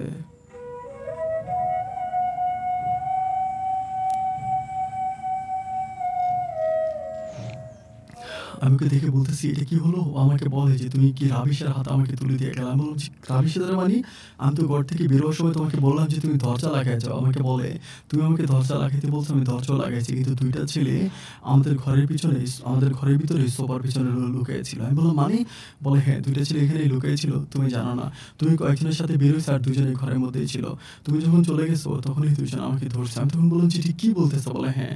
এবং ওই ২ জন তখন আমাকে এখানে রাইখা একজন এখানে থাকে আরেকজন বের হইয়া দরজা খুলে আরো কিছু লোক আনে। এখন ওখানে পালাক্রমে প্রত্যেকটা লোক এখান থেকে এসে গেছে। আমি বললাম যে, "কি বলো? কোন দরজা দিয়া?" ও তখন বলছে যে, "পিছনের দরজা দিয়ে।" এখানে ২ টা দরজা ছিল। কারণ পিছনের দরজাটা কিন্তু সবসময় লাগানো থাকে। এটা কিন্তু কখনোই খুলি না। এটা মানে অলওয়েজ একদম লক করা থাকে। কিন্তু ওই ছেলেগুলো সামনের দরজা ব্যবহার না করে পিছনের দরজা ব্যবহার করে। যারা বস্তিতে থাকেন তারা হয়তো বুঝবেন যে বস্তির ঘরবাড়িগুলো এরকমই হয়। মানে ঘনবসতি হয়, একটা ঘরে ২-৩ টা দরজাও থাকে। আমি তখন একেবারে রাগ করে ওখান থেকে দৌড়ে বের হই এবং বের হওয়ার পর আমি দেখতে পাই যে একটা ছেলে ওখানে নাই। প্রত্যেকটা ছেলে মোটরসাইকেলটি নিয়ে ওখান থেকে চলে গেছে। কেউ নেই ওখানে। তখন আমি সরাসরি বাড়িওয়ালার কাছে যাই। বাড়িওয়ালাকে জিজ্ঞেস করেছি, "এই ঘটনা আমার সাথে এগুলো ঘটছে।" তখন আমাকে বলে, "আপনাকে যে লোকে উঠেছে ওনাকে ডাক দেন।" আমি তখন ওনার ঘরে যাই, উনি তখন ঘরে নাই। আমি সকাল পর্যন্ত ওখানে ওয়েট করি। সকাল ওয়েট করার পর আমি ওই লোকের কাছে যাই। ওই লোকের কাছে যাওয়ার পর আমি তখন তাকে বলি যে, "ভাই আমার ওয়াইফের সাথে এই ঘটনাগুলো ঘটছে এটার মানেটা কি?" উনি তখন আমাকে বলতেছে যে, "এই ঘটনাগুলো ঘটছে এখন কি করবেন? এলাকার ছেলেরা করে ফেলছে।" আমি তখন আবার মানে কোনো কিছু না বুঝে আমি তখন আমার ওই বড় ভাইকে ফোন করি, যিনি আমাকে এখানে পাঠাইছে। ওনাকে হায়দার ভাইকে ফোন করি এবং হায়দার ভাই তখন আমাকে বলতেছে যে, "দেখ আমি তো ওনাকে অনেক বিশ্বাস করতাম। এই লোকটার সাথে আমার অনেক ভালো সম্পর্ক ছিল। এই লোকটা কি কিছু করছে?" আমি বলি, "এই লোকটা করে নাই। কিন্তু আমি নিশ্চিত করে বলতে পারি যে লোকগুলো করছে তারা এই লোকটার পরিচিত। মানে এই লোকটাই ওই লোকগুলোকে আমার ওয়াইফের রুমে পাঠাইছে।" তখন উনি বলতেছে, "যা হবার তো হয়ে গেছে। এটা নিয়ে কোনো ইয়ে করিস না। তুই তোর বউকে নিয়ে চলে আয়।" আমি বললাম যে, "না, আমি তো এতটা খারাপ না। আমার বউকে যারা এই কাজ করছে এটার আমি উচিত শিক্ষা দিব।" এরপরে আমি কি করি সরাসরি হচ্ছে এখান থেকে বাড়িওয়ালাকে বলি যে, "আপনি আমাকে কিছু করতে পারবেন?" বাড়িওয়ালা বলে, "ঠিক আছে আমি এলাকার ২-৩ জন লোক ডাক দেই, আপনি এলাকার ২-৩ জন লোকের সাথে বসে কথা বলেন। তখন এলাকার ২-৩ জন লোক উনি ডাক দেয়। আমি তখন ওই লোকগুলোর সাথে কথা বলতে যাই, কিন্তু কোত্থেকে জানি থানা থেকে পুলিশ চলে আসে। প্রায় ওই থানারই বাইজিৎ থানার ৫-৬ জন পুলিশ আসে। আসার পর যখন পুলিশগুলো এসে আমাকে বলতেছে যে, "এই মেয়ের সাথে আপনার সম্পর্ক কি?" আমি বললাম যে, "আমরা ওকে দুজনকে ভালোবাসি, আমরা পারিবারিকভাবে বিয়ে করছি।" কিন্তু তখনই বলতেছে যে, "মেয়ের বাপের ফোন নাম্বার দেন এবং আপনার বাবার ফোন নাম্বার দেন।" আমি বললাম যে, "আমার বাবা মৃত, আমার মা আছে। বলে আপনার মায়ের ফোন নাম্বার দেন এবং মেয়ের পরিবারের ফোন নাম্বার দেন। যদি না দেন আমি আপনাদেরকে থানায় নিয়ে যাবো।" আমি আসলাম আমার বউয়ের ধর্ষণের বিচার চাইতে, কিন্তু উল্টা আমি ফেঁসে গেলাম। এরপরে ওরা কি করে, ওকে ভিতরে নিয়ে যায়, কিভাবে ধমকাধমকি করে আমার আমার ভালোবাসার মানুষ মালিহাকে আমি বলে বোঝাতে পারব না। খুব খারাপ ভাষায় ওর সাথে কথা বলে এবং ওর কাছ থেকে ওর বাবার নাম্বার নেয়। নাম্বার নিয়ে ওর বাবাকে ফোন করে বলে যে, "এই ঘটনা, আপনার মেয়ে অমুক জায়গায় আছে, আপনি আসেন।" তখন আমাদের দুজনকেই থানা হাজতে নিয়ে যাওয়া হয়। থানা হাজতে নেওয়ার পরে ২ টা রুমে আমাদের দুজনকে রাখে এবং প্রায় তারই পরের দিন হচ্ছে মালিহার বাবা এলাকা থেকে আরও কয়েকজন লোক নিয়ে আমাদেরকে এই চট্টগ্রাম থানাধীন বাইজিৎ থানায় এসে আমাদেরকে ধরে। ধরার পরে তখন আমাকে বলে যে, আমাকে জিজ্ঞেস করা হয় যে, আমি তখন বলেছি সব সত্য ঘটনা যে, হ্যাঁ, ওর সাথে আমার রিলেশন ছিল। আমি ওকে ভালোবাসতাম, ও পালায় আসছে। তখন ওর মালিহার বাবাকে পুলিশ বলে যে, "দেখেন, মেয়ে তো ছেলেকে ভালোবাসে এবং ছেলেও মেয়েকে ভালোবাসে। এভাবে মেয়েটা পালায় এসে একবার ধর্ষণের শিকার হইছে। আরও খারাপ অবস্থা হতে পারে। একটা কাজ করেন, আপনি দ্রুত মেয়েটাকে নিয়ে যান এবং পারিবারিকভাবে মেয়েটাকে বিয়ে দিয়ে দেন।" তখন আমি বলি পুলিশের কাছে, খুবই কান্নাকাটি করে হাতে পায়ে ধরে বলেছি, "আমি তাকে খুব ভালোবাসি। তাকে ছাড়া আমি একটা মুহূর্ত বাঁচব না। এই মানুষটা আমার দেহের অক্সিজেন। প্লিজ যেভাবে পারেন আমার ভালোবাসার মানুষটাকে আমার কাছে দিয়ে দেন।" তখন ওই পুলিশরা মালিহার কাছ থেকে মালিহাকে পুলিশ তার ফোন নাম্বারটা দিয়ে দেয়। ব্যক্তিগত ফোন নাম্বার, এখন ওসিটা অনেক ভালো ছিল। উনি ওনার ফোন নাম্বারটা দিয়ে বলে যে, "আপনার ফোন নাম্বারটা নিয়ে যান। যদি কোনো প্রবলেম হয় আপনি আমাকে ফোন করবেন। আমি সরাসরি ওখানে যাবো। আমি গিয়ে নিজে গিয়ে আপনাদেরকে বিয়ে দেব।" তখন মালিহা কান্না করতে, করতে আমার সামনে থেকে ওর বাবার সাথে চলে যায়। গল্প আর সিনেমাকেও হার মানিয়ে দেবে আমার ওই সময়ের মুহূর্তটা। আমার চোখের পানিগুলো তখন টলমল করে পড়তেছিল। আমি তখন আমার নিজের কান্না ধরে রাখতে পারতেছিলাম না। ৭ সমুদ্র ১৩ নদী পার করে আমার ভালোবাসার মানুষের ইজ্জতটা পর্যন্ত আমি নষ্ট করলাম। আমার জন্য আমার প্রিয় মানুষটা আমার কাছ থেকে আজকে এতটা দূরে চলে গেল। তিল, তিল করে গড়া স্বপ্নগুলো, পড়াশোনাও বন্ধ হয়ে গেল। আমি তখন কি করব কিছুই বুঝতে পারতেছি না। এখানে আরেকটা কথা আমি রেখে গেছিলাম। এটা হচ্ছে মালিহা যখন ইয়েতে আসছিল, মানে ঢাকাতে যখন আসছিল, তখন আমি মালিহার সাথে কোরআন শপথ করেছিলাম যে, মালিহা আমাকে কোরআন শপথ করালে আমিও করলাম। আমরা দুজনের কোরআন মাথায় নিয়ে বলছিলাম যে, আমাদের পরিবার কখনো যাতে আমাদের আলাদা করবে না। মানে পরিবার যদি আমাদের আলাদাও করে ফেলে, আমরা কেউ বিয়ে করব না। আমিও বিয়ে করব না ওকে ছাড়া, আর ও বিয়ে করবে না আমাকে ছাড়া। এটা আমরা কোরআন শপথ করি ঢাকাতে। এটা আমি বলতে ভুলে গেছিলাম। যাই হোক, এরপর যখন ওকে এভাবে আমার সামনে থেকে নিয়ে চলে গেল, আমি তখন প্রচণ্ড রকমের কান্নাকাটি করি। আমি তখন হায়দার ভাইকে কল দিই। হায়দার ভাই আমাকে বলে যে, "তুমি চট্টগ্রামে থাইকো না, তুমি ঢাকাতে চলে আসো। ঢাকাতে এসে আমরা ব্যাপারটা নিয়ে বসে সবাই মিলে আলোচনা করব।" হায়দার ভাইয়ের কথা মতো এরপর আমি হচ্ছে চট্টগ্রাম থেকে এসেছিলাম দুজনে একসাথে একই বাসে করে। কিন্তু যাওয়ার সময় আমি একাই চলে গেলাম। চট্টগ্রাম থেকে ঢাকাতে গেলাম। ঢাকাতে যাওয়ার পর হায়দার ভাইয়ের সাথে দেখা হলো। আমি বললাম যে, "ভাই, আপনি এমন একটা অমানুষের কাছে আমাকে তুলে দিলেন, আমি আর বলে বোঝাতে পারব না।" এরপরে মানে মানিক মেম্বার মালিহাকে নিয়ে যাওয়ার পরে ওইখানে রাখার পরে আমি তখন তার ৩-৪ দিন পরে মালিক মেম্বারকে কল দেই। কল দেওয়ার পর উনি আমার সাথে রাগারাগি করে না, শুধু বলে, "তুমি বাড়িতে আসো, এটা নিয়ে আমি বসে কথা বলব।" তো আমার মা আমাকে কোনোভাবেই বলে বাড়িতে না যাওয়ার জন্য। মা আমাকে বলে, "তুই বাড়িতে আসিস না। বাড়িতে আসলে দেখবি যে তোকে হয়তো মেরেই ফেলতে পারে।" ওরকম করে মা আমাকে বলে। আমি তখন বলি যে, "মারুক কাটুক, যাই করুক, আমি তোকে ভালোবাসি। তাহলে আমার ভালোবাসার মানুষের কাছে তো আমি যাবোই।" এরপরে মায়ের অমতে, মায়ের অনিচ্ছায় আমি হচ্ছে আবারও পুনরায় ঢাকা থেকে হচ্ছে চাঁপাইনবাবগঞ্জ যাই। চাঁপাইনবাবগঞ্জ যাওয়ার পরে আমি তখন মালিহার বাবা মানিক মেম্বারের সাথে বসি। বসার পরে কথা বলি। কথা বলার পর উনি আমাকে বলছে যে, "দেখ, তোরে আমি ছোটবেলা থেকে কোলে পিঠে করে বড় করছি এবং তোর বাবা চলে যাবার পর থেকে আমি তোকে অনেক ভালোবাসছি। তোর বাবা খারাপ ছিল বলে তুই খারাপ হবি, এটা আমি কখনো স্বপ্নেও চিন্তা করতে পারিনি। তুই তোর বাবার চরিত্রটাকে ধরে রেখেছিস।" আমি তখন বললাম যে, "দেখেন, আমার বাবা একটা বিবাহিত মহিলাকে নিয়ে পালিয়েছিল, কিন্তু মালিহা আমাকে ভালোবাসে। আর আমিও মালিহাকে ভালোবাসি। আর আমি মালিহাকে নিয়ে পালাই নাই, বরং মালিহাই এখান থেকে ঢাকাতে চলে গেছে আমার কাছে।" পরে উনি বলে যে, "না, মালিহা চিঠিতে লিখেছিল তুই মালিহাকে রিসিভ করেছিস চাঁপাইনবাবগঞ্জ থেকে।" আমি বললাম যে, "না, ও এটা মিথ্যে বলেছে।" উনি আমাকে বলে, "যাক, মিথ্যে আর সত্য আমি যাচাই করতে চাই না। আমি তোকে শুধু একটা কথাই বলতে চাই, তুই তো ভালো করে জানিস যে আমি আমার মেয়েকে কত কষ্ট করে লালন পালন করে বড় করেছি। ছোটবেলা থেকে মেয়েটাকে যখন আমি বড় করি, তখন থেকে আমার একটা স্বপ্ন যে আমার মেয়েটাকে আমি যদি মানুষের মতো মানুষ করতে পারি, তাহলে আমার মেয়েটা মানুষের মতো একটা মানুষের ঘর করবে। তোর কি মনে হয় যে তুই এই মানুষটা হইতে পারছিস?" আমি তখন বলেছি, "কাকা, দেখেন, আমি গরিব হতে পারি, কিন্তু আমার ভিতরে সুন্দর একটা মন আছে। আর আমি আপনার মেয়েটাকে অনেক ভালোবাসি।" উনি আমাকে বলেছে, "আমি তোকে বুঝাইতে পারব না। শুধু এইটুকুই আমি বলব যে, তুই যদি আমার মেয়েকে বিয়ে করিস, তাহলে তুই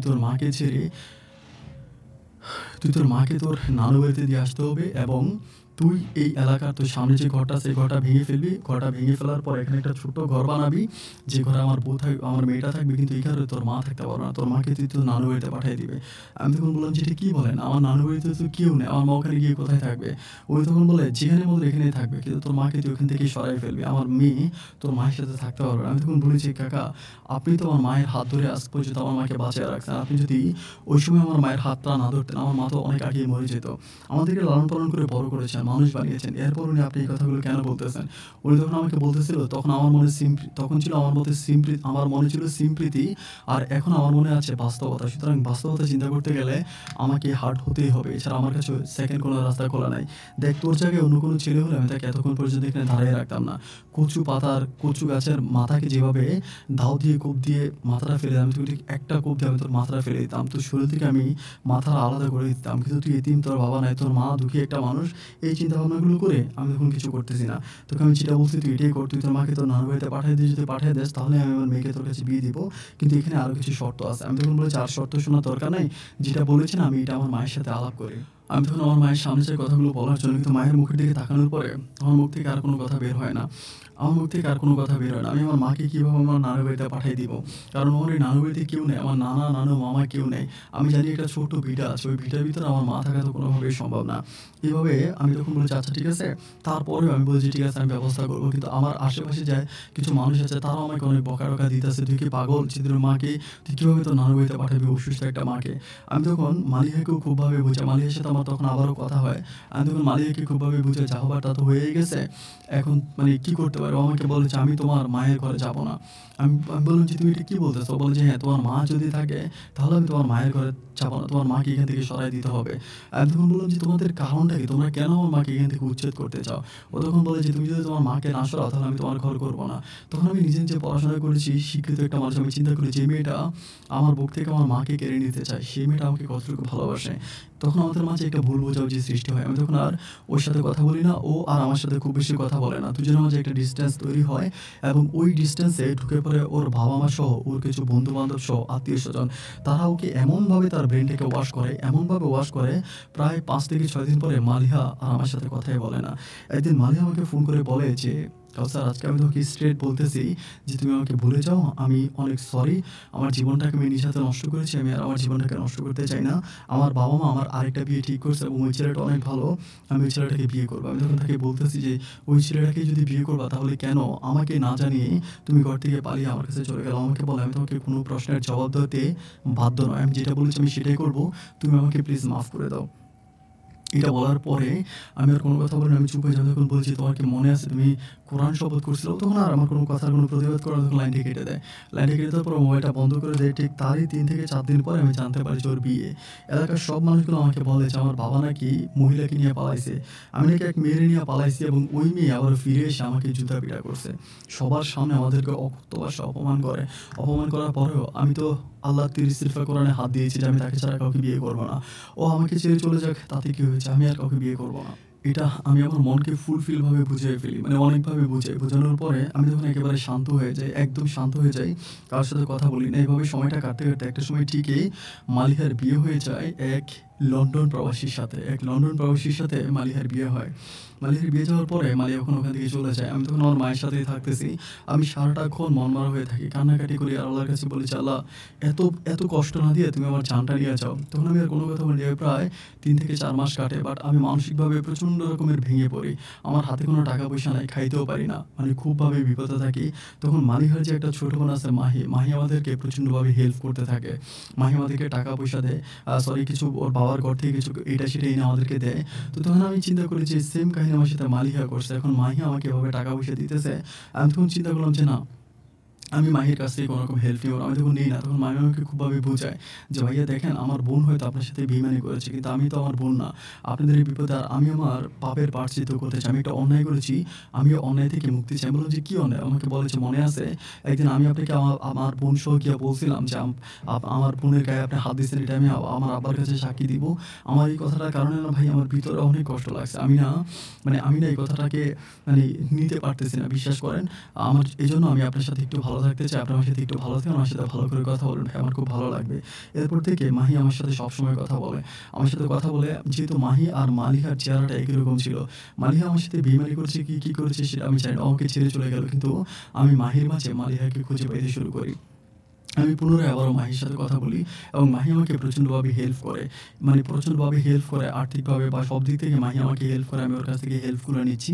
এভাবে দিনগুলো কাটতে মানে সম্পর্কটা এরকম হয়ে যায় যে মাহি মানে আমাদের ঘরে আসে, আমার মাকে টেক কেয়ার করে, আমার মাকে দেখাশোনা করে এবং আমার সাথেও তার সম্পর্কটা অনেক ভালো একটা বন্ডিং। খুব ভালো একটা ছোট ভাই যেরকম তার বড় ভাইকে দেখে ওভাবে মাহি আমাকে খুব ভালো করে দেখে। এভাবে ১ দিন ২ দিন করে দিনগুলো আমার অতিবাহিত হচ্ছিল। দিন আর রাতগুলো এভাবে কাটতে আস্তে মাহির সাথে আমার একটা মোটামুটি ভালো সম্পর্ক হয় এবং এই ব্যাপারটা আবারও পুনরায় মানিক মেম্বার বুঝতে পারে। আমার কাছে মনে হয় উনি কোনোভাবে বুঝে যায় বা ওনাকে কেউ সম্ভবত বলে দেয়। উনি বুঝে কিন্তু আমাদের মাঝে কোনো প্রেম ভালোবাসার সম্পর্ক নাই। জাস্ট মানে আমি ওকে বুঝি বা ও আমাকে বুঝি এরকম। তো এরকম করে চলতে একদিন সকালবেলা মানে ফজরের পরে মানিক মেম্বার আমাদের ঘরের সামনে এসে হাউমাউ করে কান্নাকাটি করতেছে। মানে প্রচুর রকম চিল্লাচিল্লি করতেছে। বলছে, "দরজা খোল, দরজা খোল" বলে চিল্লাইতেছে। যখন উনি এভাবে চিল্লাচিল্লি করে আমি তখন দরজা খুলি। আমার মা তখন একটু করে ঘর থেকে বের হয়। বের হওয়ার পরে উনি তখন আমার পা ধরে কান্নাকাটি করতেছে। আমি তখন বলি যে, "আপনি আমার পা ধরে কেন কান্নাকাটি করতেছেন? কি হইছে?" তখন ওই মানিক মেম্বার আমাকে বলে যে, "আমি একটা খুব খারাপ স্বপ্ন দেখেছি, খুব বাজে একটা স্বপ্ন দেখেছি। আমি কি করব?" এটা আমাকে বলে। আমি বললাম যে, "আপনি কি স্বপ্ন দেখেছেন?" উনি আমাকে বলে যে, "আমি দেখলাম যে আমি মারা গেছি। আমি মারা যাওয়ার পরে আমি আমার লাশের পাশে বসে আছি। মানুষ এসে আমাকে গোসল-টোসল করাইতেছে এবং আমার লাশটাকে মানুষ মানে কবরে নিয়ে যাচ্ছে। আমি সেটা উপরে বসে দেখতে পাচ্ছি এবং লাশটাকে কবরে নিয়ে যাওয়ার পরে উপর দিয়ে মাটি দিয়ে দিতেছে। আমি সেটাও দেখলাম। আমি সবার কাছে চিল্লিয়ে বলতেছি যে আমি মারা যাইনি, অথচ আমার কথা কেউ শুনতেছে না। আমার ওই বডিটাকে তারা ওখানে মাটি দিয়ে দাফন করে দেয় এবং একটু পরে ফেরেশতারা আমাকে টেনে ধরে আসমানে নিয়ে যায়। নিয়ে আমাকে খুবভাবে মারে এবং আমাকে জিজ্ঞেস করে, "আমি কিভাবে তোমার সাথে এভাবে বেইমানি করলাম? আমি কিভাবে আমার মেয়েটাকে তোমার কাছ থেকে নিয়ে আসলাম?" এটা আমার নিজের কাছে খুব অনুশোচনা মনে হয়। আমি এটা থেকে একটু রেহাই চাই। ওনার এই কথাগুলো শোনার পরে আমি জানি কেমন তাজ্জব হয়ে গেলাম এবং উনি নামাজ-টামাজ পড়ে আসছে, টুপি-টাপি মাথায় খুবই কান্নাকাটি করে আমাকে বলতেছে, "আমি আমার ছোট মেয়ে মাহির সাথে তোমাকে বিয়ে দিয়ে আমি এই আমি এই পাপ থেকে মুক্তি পেতে চাই।" এমন এই কথা শোনার পরে আমি পুরো অবাক হয়ে গেলাম যে, যে মানুষটা উনার মেয়েকে আমার কাছ থেকে এভাবে ক্রিমিনালি বুদ্ধি করে নিয়ে আসলো, আনার পরে মেয়েটাকে বুঝে আমার কাছ থেকে নিয়ে গেল। সেই মানুষটা তার ছোট মেয়ে মাহিকে আমার কাছে বিয়ে দিতে চায়। আমার কাছে মনে হয় যে এখানে কোনো একটা স্বার্থ আছে উনার। আমি তখন বলি যে, "দেখেন, আমি মাহিকে বিয়ে করতে পারব না। আমার পক্ষে সম্ভব না।" উনি তখন আমাকে বলে যে, "দেখো, মাহি তোমাকে পছন্দ করে। আর আমি জানি তুমিও মাহিকে পছন্দ করো। আর তুমি যেহেতু মালিহাকে পাও নাই, তাহলে মাহিকে নিয়ে থাকো। তোমার প্রবলেমটা কি?" আমি তখন বললাম যে, "না, আমি আর বিয়ে-শাদী করব না। কারণ আমি মালিহার সাথে কোরআন শপথ করছি। আমি মালিহাকে ছাড়া কাউকে বিয়ে করব না।" তখন উনি বলে যে, "তুমি তো মালিহার বোন মাহিকেই বিয়ে করতেছ এবং মালিহা তার শপথ তোমাকে ফিরিয়ে দিছে ফোনের মাধ্যমে। আমাকে বলছে তুমি চাইলে মাহিকে বিয়ে করতে পারো।" আমি তখন বললাম যে, "দেখেন, আমি মাহিকে বিয়ে করতে পারব না বা মাহির সাথে আমার ওরকম সম্পর্ক হয় নাই।" তখন মাহি আমার কাছে এসে বলতেছে, মানে ওর বাবার সামনেই বলতেছে। একটু পরে মাহি আসছে পিছন থেকে।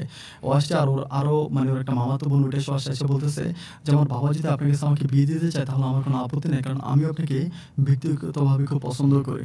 এটা যখন বলে আমি তখন বলি যে, "যাই হোক, জীবনে তো অনেক পাগলামি করছি, অনেক দুষ্টামি করছি। আমি যেহেতু মালিহাকে ভালোবাসি, মালিহার বোন মাহিকে আমি বিয়ে করলে আমি আমার মন থেকে মালিহাকে ভুলে যেতে পারবো। কারণ এতটা দিন প্রতিটা মুহূর্তে মালিহার স্মৃতিগুলো আমাকে পাগল করে তুলতেছিল। আমি ঘুমাইতে পারতেছিলাম না, পড়াশোনা করতে পারতেছিলাম না, খাওয়া-দাওয়া করতে পারতেছিলাম না।" আমি তখন মানিক মেম্বারের কথায় রাজি হই এবং আমি বলি যে, "ঠিক আছে, আমি মাহিকে বিয়ে করব।" কিন্তু উনি আমাকে বলছে যে, "মাহিকে বিয়ে করবা সবকিছুই ঠিক আছে, কিন্তু তোমার তো কোনো কাজ-কাম নাই বা তুমি তো কোনো কিছু করো না। তোমাকে একটু প্রতিষ্ঠিত হইতে হবে। আর আমি আমার মেয়েকে কোনো যৌতুক দিতে পারব না। আমার মেয়েকে আমি যৌতুক দেব না, কারণ যৌতুক নেওয়া এবং দেওয়া দুটোই হারাম। আমি যৌতুক দিতে পারব না, তবে আমি তোমাকে একটা সুযোগ করে দিতে পারি।" আমি বললাম যে, "কি সুযোগ?" উনি আমাকে বলে যে, "অমুক জায়গায় একটা লোক আছে, উনি হচ্ছে ইতালিতে লোক নেয়। মানে ইতালিতে লোক নেয়, প্রায় তোমার ৳১০,০০,০০০ মতো লাগবে। তুমি ৳১০,০০,০০০ দিয়ে তুমি ইতালি চলে যাও।" আমাকে এটা বলে। এটা মানে উনি আমাকে জাস্ট এটা ১ দিন পরে বলে। ওইদিন না, এর প্রায় ১ থেকে ২ দিন পরে আমাকে এটা বলে। তখন আমি বললাম যে, "আমি যে ইতালিতে যাবো, আমি ইতালি যাওয়ার টাকা কোথায় পাবো? আমি তো পড়াশোনাও বন্ধ করে দিলাম আর আমার পরিবার থেকে আমাকে ৳৮-১০ লাখ কে আমাকে দিবে?" উনি তখন বলে যে, "তোমার যেই জায়গাটা আছে, ঘর ভিটাটা আছে, এটা তুমি বিক্রি করে দাও। এটা তো তোমার দরকার নাই। এবং তোমার যে মা আছে, তোমার মা আমাদের ঘরে থাকবে। প্রবলেম কি? তোমার মা আমাদের ঘরে থাকবে, তোমার মা আমাদের ঘরে থাকবে। তুমি জায়গাটা বিক্রি করো। বিক্রি করে যে টাকাটা পাবা, সেই টাকাটা দিয়ে তুমি তোমার ভিসা-টিসা সবকিছু ওকে হলে অন্তত আমি সবার কাছে গর্ব করে বলতে পারবো যে মালিকে মানে আমি আমার মেয়েটাকে মোটামুটি ভালো একটা ছেলের কাছে বিয়ে দিছি। তোমার বিয়ের তোমার টিকেট-টুকেট সবকিছু যখন কনফার্ম হবে তখনই আমি তোমার সাথে হচ্ছে মানে মাহির বিয়ে দেব। আমি বললাম যে, "এটা কেমন কথা বলতেছেন?" উনি বলে যে, "হ্যাঁ।" তাই আমি বললাম যে, "ঠিক আছে, আপনার কাছে তো অনেক টাকা-পয়সা আছে, আপনি আমাকে ধার দেন, আমি আপনাকে ওইখানে গিয়ে শোধ করে দেব।" উনি আমাকে বলে যে, "না, আমি আমার মেয়ের বিয়েতে কোনো যৌতুক দিতে পারব না। এখন আমি তোমাকে এটা বলেছি, আমি ওই স্বপ্ন দেখার কারণে আমার আমার নিজের ভিতরে নিজের অনুশোচনা হচ্ছিল, এজন্য তোমাকে বলছি। এখন যদি তুমি কথাটা মানো তাহলে তো মানলে, আর যদি না মানো তাহলে আমার করার কিছুই নেই।" আমি তখন বললাম যে, "এখন আমি জায়গাটা কোথায় বিক্রি করব?" উনি বলে যে, "বিক্রি করো।" আমি বললাম, "আপনি কিনেন।" উনি বলে যে, "না, আমি জায়গা কিনব না। তোমার জায়গা আমি কেন কিনবো? তুমি অন্য কারো কাছে বিক্রি করো।" এভাবে খুঁজতে, খুঁজতে আমাদের গ্রামেরই আরেকজন লোক আছে। ওনাকে সবাই হচ্ছে মুমিনের বাপ বলে ডাকে আরকি। তো মুমিনের বাপের সাথে আমি কথাবার্তা বলি। কথাবার্তা বলার পরে ওই মুমিনের বাপ বলতেছে উনি জায়গাটা কিনবে, কিন্তু উনি আমাকে দিবে হচ্ছে ৳৭,০০,০০০। ৳৭,০০,০০০ কথা বলে এরপরে আমি হচ্ছে মানে মাহির বাবাকে নিয়ে যাই। তখন মাহির বাবা বসে ওনার সাথে কথা বলে, তখন বলে যে, "ঠিক আছে, যেহেতু মেম্বার সাহেব আসছে, আমার ৳১,০০,০০০ ভাড়া দিব, ৳৮,০০,০০০। তো ওই ইতালিতে যাওয়ার জন্য আমার কিন্তু ৳১০,০০,০০০ লাগবে।" আমি তখন বললাম যে, "আমি ৳২,০০,০০০ কোথায়?" উনি বলে, "আগে এটা নাও, এরপর এটা পরে।" আমার মা কিন্তু তখন আমাকে বারবার মানা করে। আমি তখন মায়ের কোনো কথাই শুনি না। যেহেতু আমি রাজকন্যা পাচ্ছি, সাথে আমি রাজ্য পাচ্ছি। আমি মাহিকে বিয়ে করতে পারতেছি, সাথে আমি বিদেশ যেতে পারতেছি। আমার জীবনটা তো এমনিই শেষ। কারণ আমি যে ইতালিতে যাবো, যে লোকটার সাথে কথা বলছি, উনি মোটামুটি সবকিছুই ঠিকঠাক করে ফেলছে। আমার হয়তো ৫ থেকে ৬ দিনের মাঝে আমার ভিসা হয়ে যাবে। আমার কাছে ঠিক এমনটাই মনে হচ্ছিল। এরপরে যাই হোক, কথাবার্তা ফাইনাল হয়ে যাওয়ার পরে আমি তখন কি করি, আমার এই জায়গাটা বিক্রি করি। জায়গাটা বিক্রি করে আমার কাছ থেকে ৳৮,০০,০০০ নিই। ৳৮,০০,০০০ নিয়ে তখন মালিক মেম্বার আমাকে আরও ৳2,০০,০০০ দেয়। গোপনে ৳2,০০,০০০ দেয়। ৳2,০০,০০০ দেওয়ার পরে সম্পূর্ণ টাকাটা নিয়ে আমি তখন ওই দালালের হাতে দিই। ইতালির যে দালাল, ওনার কাছে দিই। উনি তখন আমাকে বলে যে সবকিছু ঠিকঠাক হবে। উনি আমাকে আস্তে, আস্তে আমাকে পাঠায় দিবে। এটা আমাকে বলে। তো বলার পরে যাই হোক, আলহামদুলিল্লাহ এভাবে দিনগুলো কাটতেছে। বাট উনি আমাকে যেই ডেট দেয়, ওই ডেটে আমার ভিসা হয় না। দিন আর রাতগুলো এভাবে কাটতেছে। আমি তখন মাহির সাথে কন্টিনিউ কথা বলি এবং মাহির সাথে আমার সম্পর্কটা অনেক ভালো। আমি ওদের ঘরে যাচ্ছি, ওরা আমাদের ঘরে আসতেছে। মানে মানে আমাদের ঘর বলতে মানে মানিক মেম্বারের যে ঘর ছিল, ওই ঘরের সামনে আমাদেরকে আরেকটা ঘর দেওয়া হয়। মানে ওই ঘরে আগে মানে ওনাদের যে কাজের লোক ছিল, কাজের লোকেরা থাকতো। তো এখন আর কাজের লোক নাই। তো যার জন্য ওই ঘরটা আমাদেরকে দিয়ে দেয়। ওই ঘরে আমি থাকি আর আমার মা থাকে। ওইটা কাজের ঘর বললে ভুল হবে। আমরা যখন উঠবো, আমরা উঠার আগে কিন্তু উনি ঘরটাতে কাজ করাইছে। মানে মোটামুটি ওনার ঘরটা যেরকম, ওই ঘরটা একই রকম। ওনার মতো করে ঘরটা বিছানো, উনি ডেকোরেশন করছে। প্রায় আরো ৳১ থেকে ৳১.৫ লাখ মতো উনি খরচ করছে ভিতরে ডেকোর করে। খুব সুন্দর করে ঘরটাকে আমাদেরকে দিল। তো ওইখানে আমি আর মা থাকতেছি। মাহি মাঝে, মাঝে আসে, রান্না-বান্না করে দিয়ে যায়। মাহির সাথে সম্পর্ক চলতেছে। বাট ১ দিন ২ দিন করে প্রায় ৩ মাসের মতো কেটে গেল। আমার ভিসা হয় না। ৩-৪ মাসের মতো কেটে গেল, ভিসা হয় না। ৩-৪ মাসের মতো কাটতেছে, ভিসা হচ্ছে না। আমি তখন মানে মেম্বার সাহেবকে বলি যে, "কি ব্যাপার? আমার তো ভিসা হচ্ছে না।" উনি আমাকে বলে যে, "হয়ে যাবে, তুমি টেনশন করো না।" এভাবে ১ দিন, ২ দিন, ৩ দিন করে ঘুরতে, ঘুরতে একদিন হঠাৎ করে মাহি আমাকে এসে বলতেছে যে, "কাউসার, তুমি জানো না যে আমার বাবা তোমার সাথে অনেক বড় বেইমানি করেছে?" আমি তখন বললাম যে, "কি ব্যাপার? কি বেইমানি?" ও তখন বলে যে, "তুমি এখান থেকে চলো, আমি তোমাকে পরে বলব।" আমি বললাম যে, "কোথায় যাবো?" ও বলে যে, "তুমি তোমার মাকে নিয়ে আমার সাথে চলো।" আমি বললাম যে, "কোথাও?" বলে, "আমার একটা দূর সম্পর্কের খালাম্মার বাসা।" আমি বললাম যে, "কোথায়?" বলে, "চাঁপাইনবাবগঞ্জ শহরেই। তুমি চলো।" আমি বললাম যে, "কেন?" আমাকে বলে যে, "তুমি কোনো কথা বলো না, চলো।" খুব রিসেন্ট এই ঘটনাটা। আমি তখন বললাম যে, "কেন?" ও আমাকে বলে যে, "তুমি চলো, আমি তোমাকে পরেই সবকিছু বুঝিয়ে বলবো।" আমি তখন বললাম যে, "আচ্ছা, ঠিক আছে।" তখন আমি তার সাথে কি করে ওখান থেকে পালায়ে চলে আসি। মানে ও আমাকে নিয়ে আসে, আমার মাকে নিয়ে চলে আসে রাতের বেলায়। কেন আসে আমি কিছুই জানি না। এসে চাঁপাইনবাবগঞ্জ হচ্ছে ওর একটা খালামণির বাসায় ও উঠে। ওঠার পর ও আমাকে বলতেছে যে, "আমার বাবা সম্পূর্ণ তোমার সাথে ক্রিমিনালি করছে।" আমি বলি, "ক্রিমিনালি মানে?" পরে বলতেছে যে, "হ্যাঁ, আমাদের বাড়ির রাস্তাটাকে আমার বাবা পাকা করবে। রাস্তাটা পাকা করে রাস্তাটাকে অনেক বড় বানাবে। কিন্তু তোমাদের এই ঘরের কারণে এই রাস্তাটা পাকা হবে না বা বড় হবে না। তোমাদেরকে এখান থেকে সরাই দিতে পারলে আমার বাবা এখানে একটা পাকা লেন রোড করবে, যেটা মেইন রোড থেকে সরাসরি আমাদের বাড়িতে বাস বা প্রাইভেট কার, মাইক্রো সবকিছু ঢুকবে। আমার বাবা সিদ্ধান্ত নিয়েছে, আমার বাবা চেয়ারম্যান ইলেকশন করবে। এবং চেয়ারম্যান ইলেকশন করার জন্য আমার বাবার একটা সুন্দর বাড়ি দরকার এবং নেতাকর্মীদেরকে যাতায়াত করার জন্য একটা ভালো মানে ভালো একটা দরকার, রোড দরকার। এজন্য আমার বাবা তোমার সাথে এই কাহিনীটা করছে।" আমি তখন বললাম যে, "তুমি এটা আগে বুঝতে পারো না?" ও বলে যে, "না।" আমি বললাম যে, "তুমি এখন কিভাবে বুঝলা?" ও আমাকে বলে যে, "আমি শুনতে পাইছি যে আমার বাবা এখানে রোড বানাইতাছে। তো জায়গাটা তো তুমি বিক্রি করছো আরেকজনের কাছে। আরেকজনের কাছে যদি জায়গা বিক্রি করো, তাহলে সে জায়গায় আমার বাবা আমাদের পার্সোনাল রোড কিভাবে বানাবে?" আমার কাছে ব্যাপারটা সন্দেহ লাগছে এবং আমি আরো কিছু ব্যাপারে বুঝতে পারছি যে আমার বাবা তোমার সাথে বেইমানি করছে। আমি বলি যে, "একবার তো তোমার বোন মালিহা আমার সাথে আইসা আমাকে এভাবে বিপদে ফেললো। এখন তুমিও আমার সাথে আইসা আর কোন বিপদে ফেলবা আল্লাহই জানে।" ও আমাকে বলে যে, "আমি আমার বোনের মতো বেইমান না। আমি কোনোদিন আমার বাবার ছত্রছায়ার নিচেও যাব না। আমি এখানে আছি, আমি নিজে জব করে তোমাকে আর মাকে খাওয়াবো। আমি কখনো আমার পরিবারের কাছে যাব না। আমি তোমাকে ভালোবাসছি, জীবনে মরণে আমি তোমার সাথেই থাকবো।" আমি তখন তাকে বলছি যে, "তোমার বাবা যদি কোনোদিন আমাকে খুঁজে পায়, কোনোভাবে যদি আমাকে একটা বার তোমার বাবা কোথাও খুঁজে পায়, আমার হাড্ডি মাংস ভেঙে তোমার বাবা একসাথ করে দেবে। তোমার বাবা অত্যন্ত ডেয়ারিং একটা মানুষ। এরকম একটা ভয়ংকর মানুষের ঘরে তুমি জন্ম নিয়েছো, উনি পারলে আমাকে মেরেই ফেলবে। তুমি কেন এখানে আসছো? তুমি আমাকে ছেড়ে দাও। আমি অন্য কোথাও চলে যাই। আমার মাকে নিয়ে তুমি তোমাদের এখানে থাকো।" আমাকে বলে, "তাহলে তুমি তো জানো যে আমি তোমাকে কতটা ভালোবাসি। আমার ভালোবাসাটা আমি কখনো তোমাকে বলতে পারি না। কারণ আমার বোন ভালোবাসা নিয়েই তোমার সাথে বেইমানি করছে, তোমার সাথে প্রতারণা করছে। যার জন্য আমিও প্রতারক হতে চাইনি বলে আমার ভালোবাসার কথা বলি নাই। কিন্তু আমার বাবা কিভাবে আমার ভালোবাসা জানতে পারছে এটাও আমি জানি না। এখন সবশেষ বাবা নিজের স্বার্থের কারণে মেনে নিয়েছে। আমার বাবা কোনোদিনও তোমার কাছে আমাকে বিয়ে দিবে না। আর তোমার ভিসাও হবে না। এটাও আমি জানি। যে দালালের কাছে বাবা টাকা দিচ্ছে ওই দালালটাও বাটপার। মানে ও মোটামুটি ওর বাবার এগেইনস্টে যত রকমের ট্রু কথা ছিল সবকিছু আমাকে বলে। বলার পর ওর খালামাটাও কিন্তু খুব ভালো ছিল। ওর খালাম্মা বলে, "মাহি অনেক সলিড একটা মেয়ে। মাহিকে আমি খুব ভালো করেই চিনি। মাহি কখনো ২ নাম্বারি করতে পারে না।" তো যাই হোক এরপরে আমি তখন কি করি মাহির খালাম্মা তখন ওইখানে থেকে মাহির সাথে আমাকে বিয়ে করায় দেয়। আমাদেরকে হচ্ছে ৳৬,০০,০০০ কাবিনে বিয়ে হয়। বিয়ে হওয়ার পরে আমার মা হাও বলে না, নাও বলে না। এভাবে হচ্ছে মাহির ওই খালাম্মার বাসায় আমরা থাকতেছি। তখন মাহি করে কি ২-৩ টা টিউশন ওখানে টিউশনি ঠিক করে এবং ও ভালো হচ্ছে টেইলারের কাজ জানতো। মোটামুটি টেইলারের খুব ভালো কাজ হতো। একটা মেশিন কিনে, কেনার পরে ওখানে ওর খালাম্মার সাহায্য সহযোগিতায় ও বিভিন্ন মানুষের কাছ থেকে অথ অ অ অথ হচ্ছে ওই যে বড় যে লন্ড্রিগুলো হয়, এই লন্ড্রির কাছ থেকে ও কাপড় নিয়ে আসে। কাপড় নিয়ে এসে ও বানায় বানায় হচ্ছে এগুলো আস্তে হচ্ছে ও ডেলিভারি করে। এভাবে ওর উপার্জনের উপরে আমার সংসারটা সম্পূর্ণ চলতেছিল।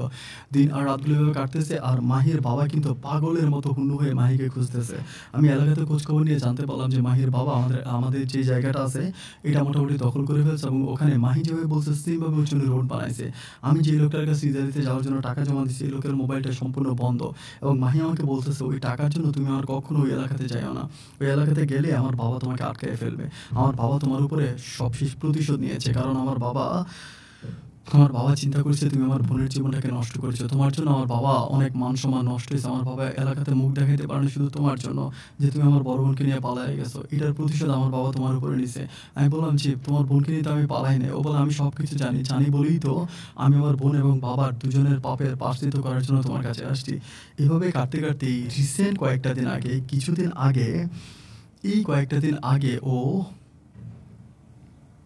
দিন আগে ও হচ্ছে আমাকে একটা নিউজ দিল। সেই নিউজটা পাওয়ার পরে আমি একেবারে আসমান থেকে পড়লাম। ও কিন্তু মানে পড়াশোনার প্রতি যথেষ্ট মেধাবী ছিল। অত্যন্ত মেধাবী ছিল। আমি যখন ওকে পড়াইতাম আমি দেখতাম যে ওর বোনকে একটা পড়া ১০০ বার বলা লাগতো। কিন্তু ওকে একটা পড়া একবার বললে ও ২য় বার বলা লাগতো না।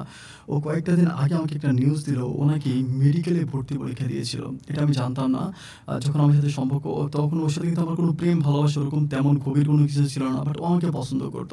আমি ওকে বললাম যে ও মেডিকেলে পরীক্ষা দিয়েছে বাট এখনও আমাকে কয়েকদিন আগেও আমাকে বলতেছে যে ও হচ্ছে মেডিকেলে চান্স পেয়েছে। মেডিকেলের নামটা না বলি, অমুক মেডিকেলে ও চান্স পেয়েছে এবং আমাকেও বলতেছে যে ও মেডিকেলে পড়াশোনা করবে না। বাট ও যে মেডিকেলে চান্স পেয়েছে এটা আমাকে ও জানাইলো। তো আমি তখন বললাম যে, "তুমি একটা সরকারি একটা মেডিকেলে চান্স পেয়েছো তাহলে তুমি পড়াশোনা করবা না কেন?" আমাকে বলে যে, "আমি সরকারি মেডিকেলে চান্স পেয়েছি তাতে কি হয়েছে? কিন্তু তুমি কি জানো মেডিকেল আর ওই মেডিকেলে পড়াশোনা করতে কত টাকা দরকার? অত টাকা আমাকে কে দিবে?" আর আমরাও মাহির যে খালামরা বাসায় উঠেছিলাম উনিও খুব মানে নুন আনতে পান্তা ফুরায়। উনার অবস্থা খুব একটা ভালো না। আমি তখন বলতেছিলাম, "তুমি এটা কি বলতেছো? এত ভালো একটা বিশ্ববিদ্যালয়ে মানে এত ভালো একটা মেডিকেলে চান্স পাওয়ার পরেও তুমি পড়াশোনা করবা না?" ও আমাকে বলে যে, "না, আমি পড়াশোনা করব না। কারণ আমি পড়াশোনা করতে গেলে তোমাকে হারাবো।" আমি তখন তাকে বলতেছিলাম যে, "তুমি বুঝতেছো যে তুমি মেডিকেলে পড়লে তুমি এক ধরনের ভালো কিছু করতে পারবা?" আমাকে বলে যে, "আমার ভালো কিছু করার দরকার নাই। আমি তোমার সাথে এভাবেই থাকবো।" আমি তখন তাকে বললাম যে, "ঠিক আছে অন্তত আমি বাইরে যাই কোনো কাজ-কাম করে ঢাকার দিকে চলে যাই। কোনো কাজ-কাম করে তুমি মেডিকেলে যাও।" আমাকে বলে যে, "তুমি একা কাজ করে তোমার মা" তখন আরেকটা ব্যাপার এখানে আমি রেখে গেছিলাম। আমার মায়ের শারীরিক অবস্থা অনেক অবনতি ঘটছে। মানে আমার মায়ের পায়ের এবং হচ্ছে ঘাড়ের মাংস বেড়ে গেছিল। এগুলো অপারেশনও করানো যাবে না। ওইগুলোর জন্য আমার মায়ের প্রতি মাসে অনেক টাকার মেডিসিন লাগে। এক রাতে মেডিসিন না খেলে আমার মা পরের দিন আর শরীর আড়াইতে পারে না। এরকম অবস্থা হয়ে যায়। তো এখন মাহি আমাকে বলতেছে যে আমার যেভাবে আছে এভাবে আমি টেইলারি কাজ করব এবং যেভাবে আছে টিউশন করে আমি আমার জীবনটা পরিচালনা করব। তুমি আস্তে কিছু একটা করার জন্য চেষ্টা করো। আমি মেডিকেলে পড়াশোনা করব না। কিন্তু আমি আমার মনটাকে কোনোভাবেই বুঝাইতে পারতেছি না যে যত যাই হোক আমি পড়াশোনা করছি, আমি বিশ্ববিদ্যালয়ে পড়াশোনা করছি। আমি জানি পড়াশোনার মর্ম। যে মেয়েটা আমার জন্য এত কিছু করছে ও মেডিকেলে কেন পড়বে না? এবং ও যদি মেডিকেলে পড়ে তাহলে একজন ডাক্তার হবে। আর ডাক্তার হতে পারলে শুধু আমার নয়, দেশ ও জাতির সবার উপকারে আসবে।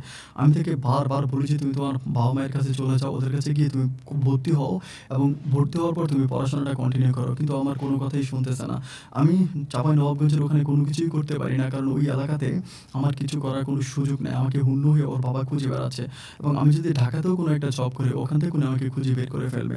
কেননা আমি যদি সার্টিফিকেট দিয়ে চাকরি করতে যাই, উনি বিভিন্ন জায়গার ভিতরে খুব কঠিনভাবে লুক ইনকোয়ারি করে রাখছে এবং আমি যেখানে আছি ওখানেও আমি খুব গোপনে ওকে নিয়ে লুকিয়ে আছি।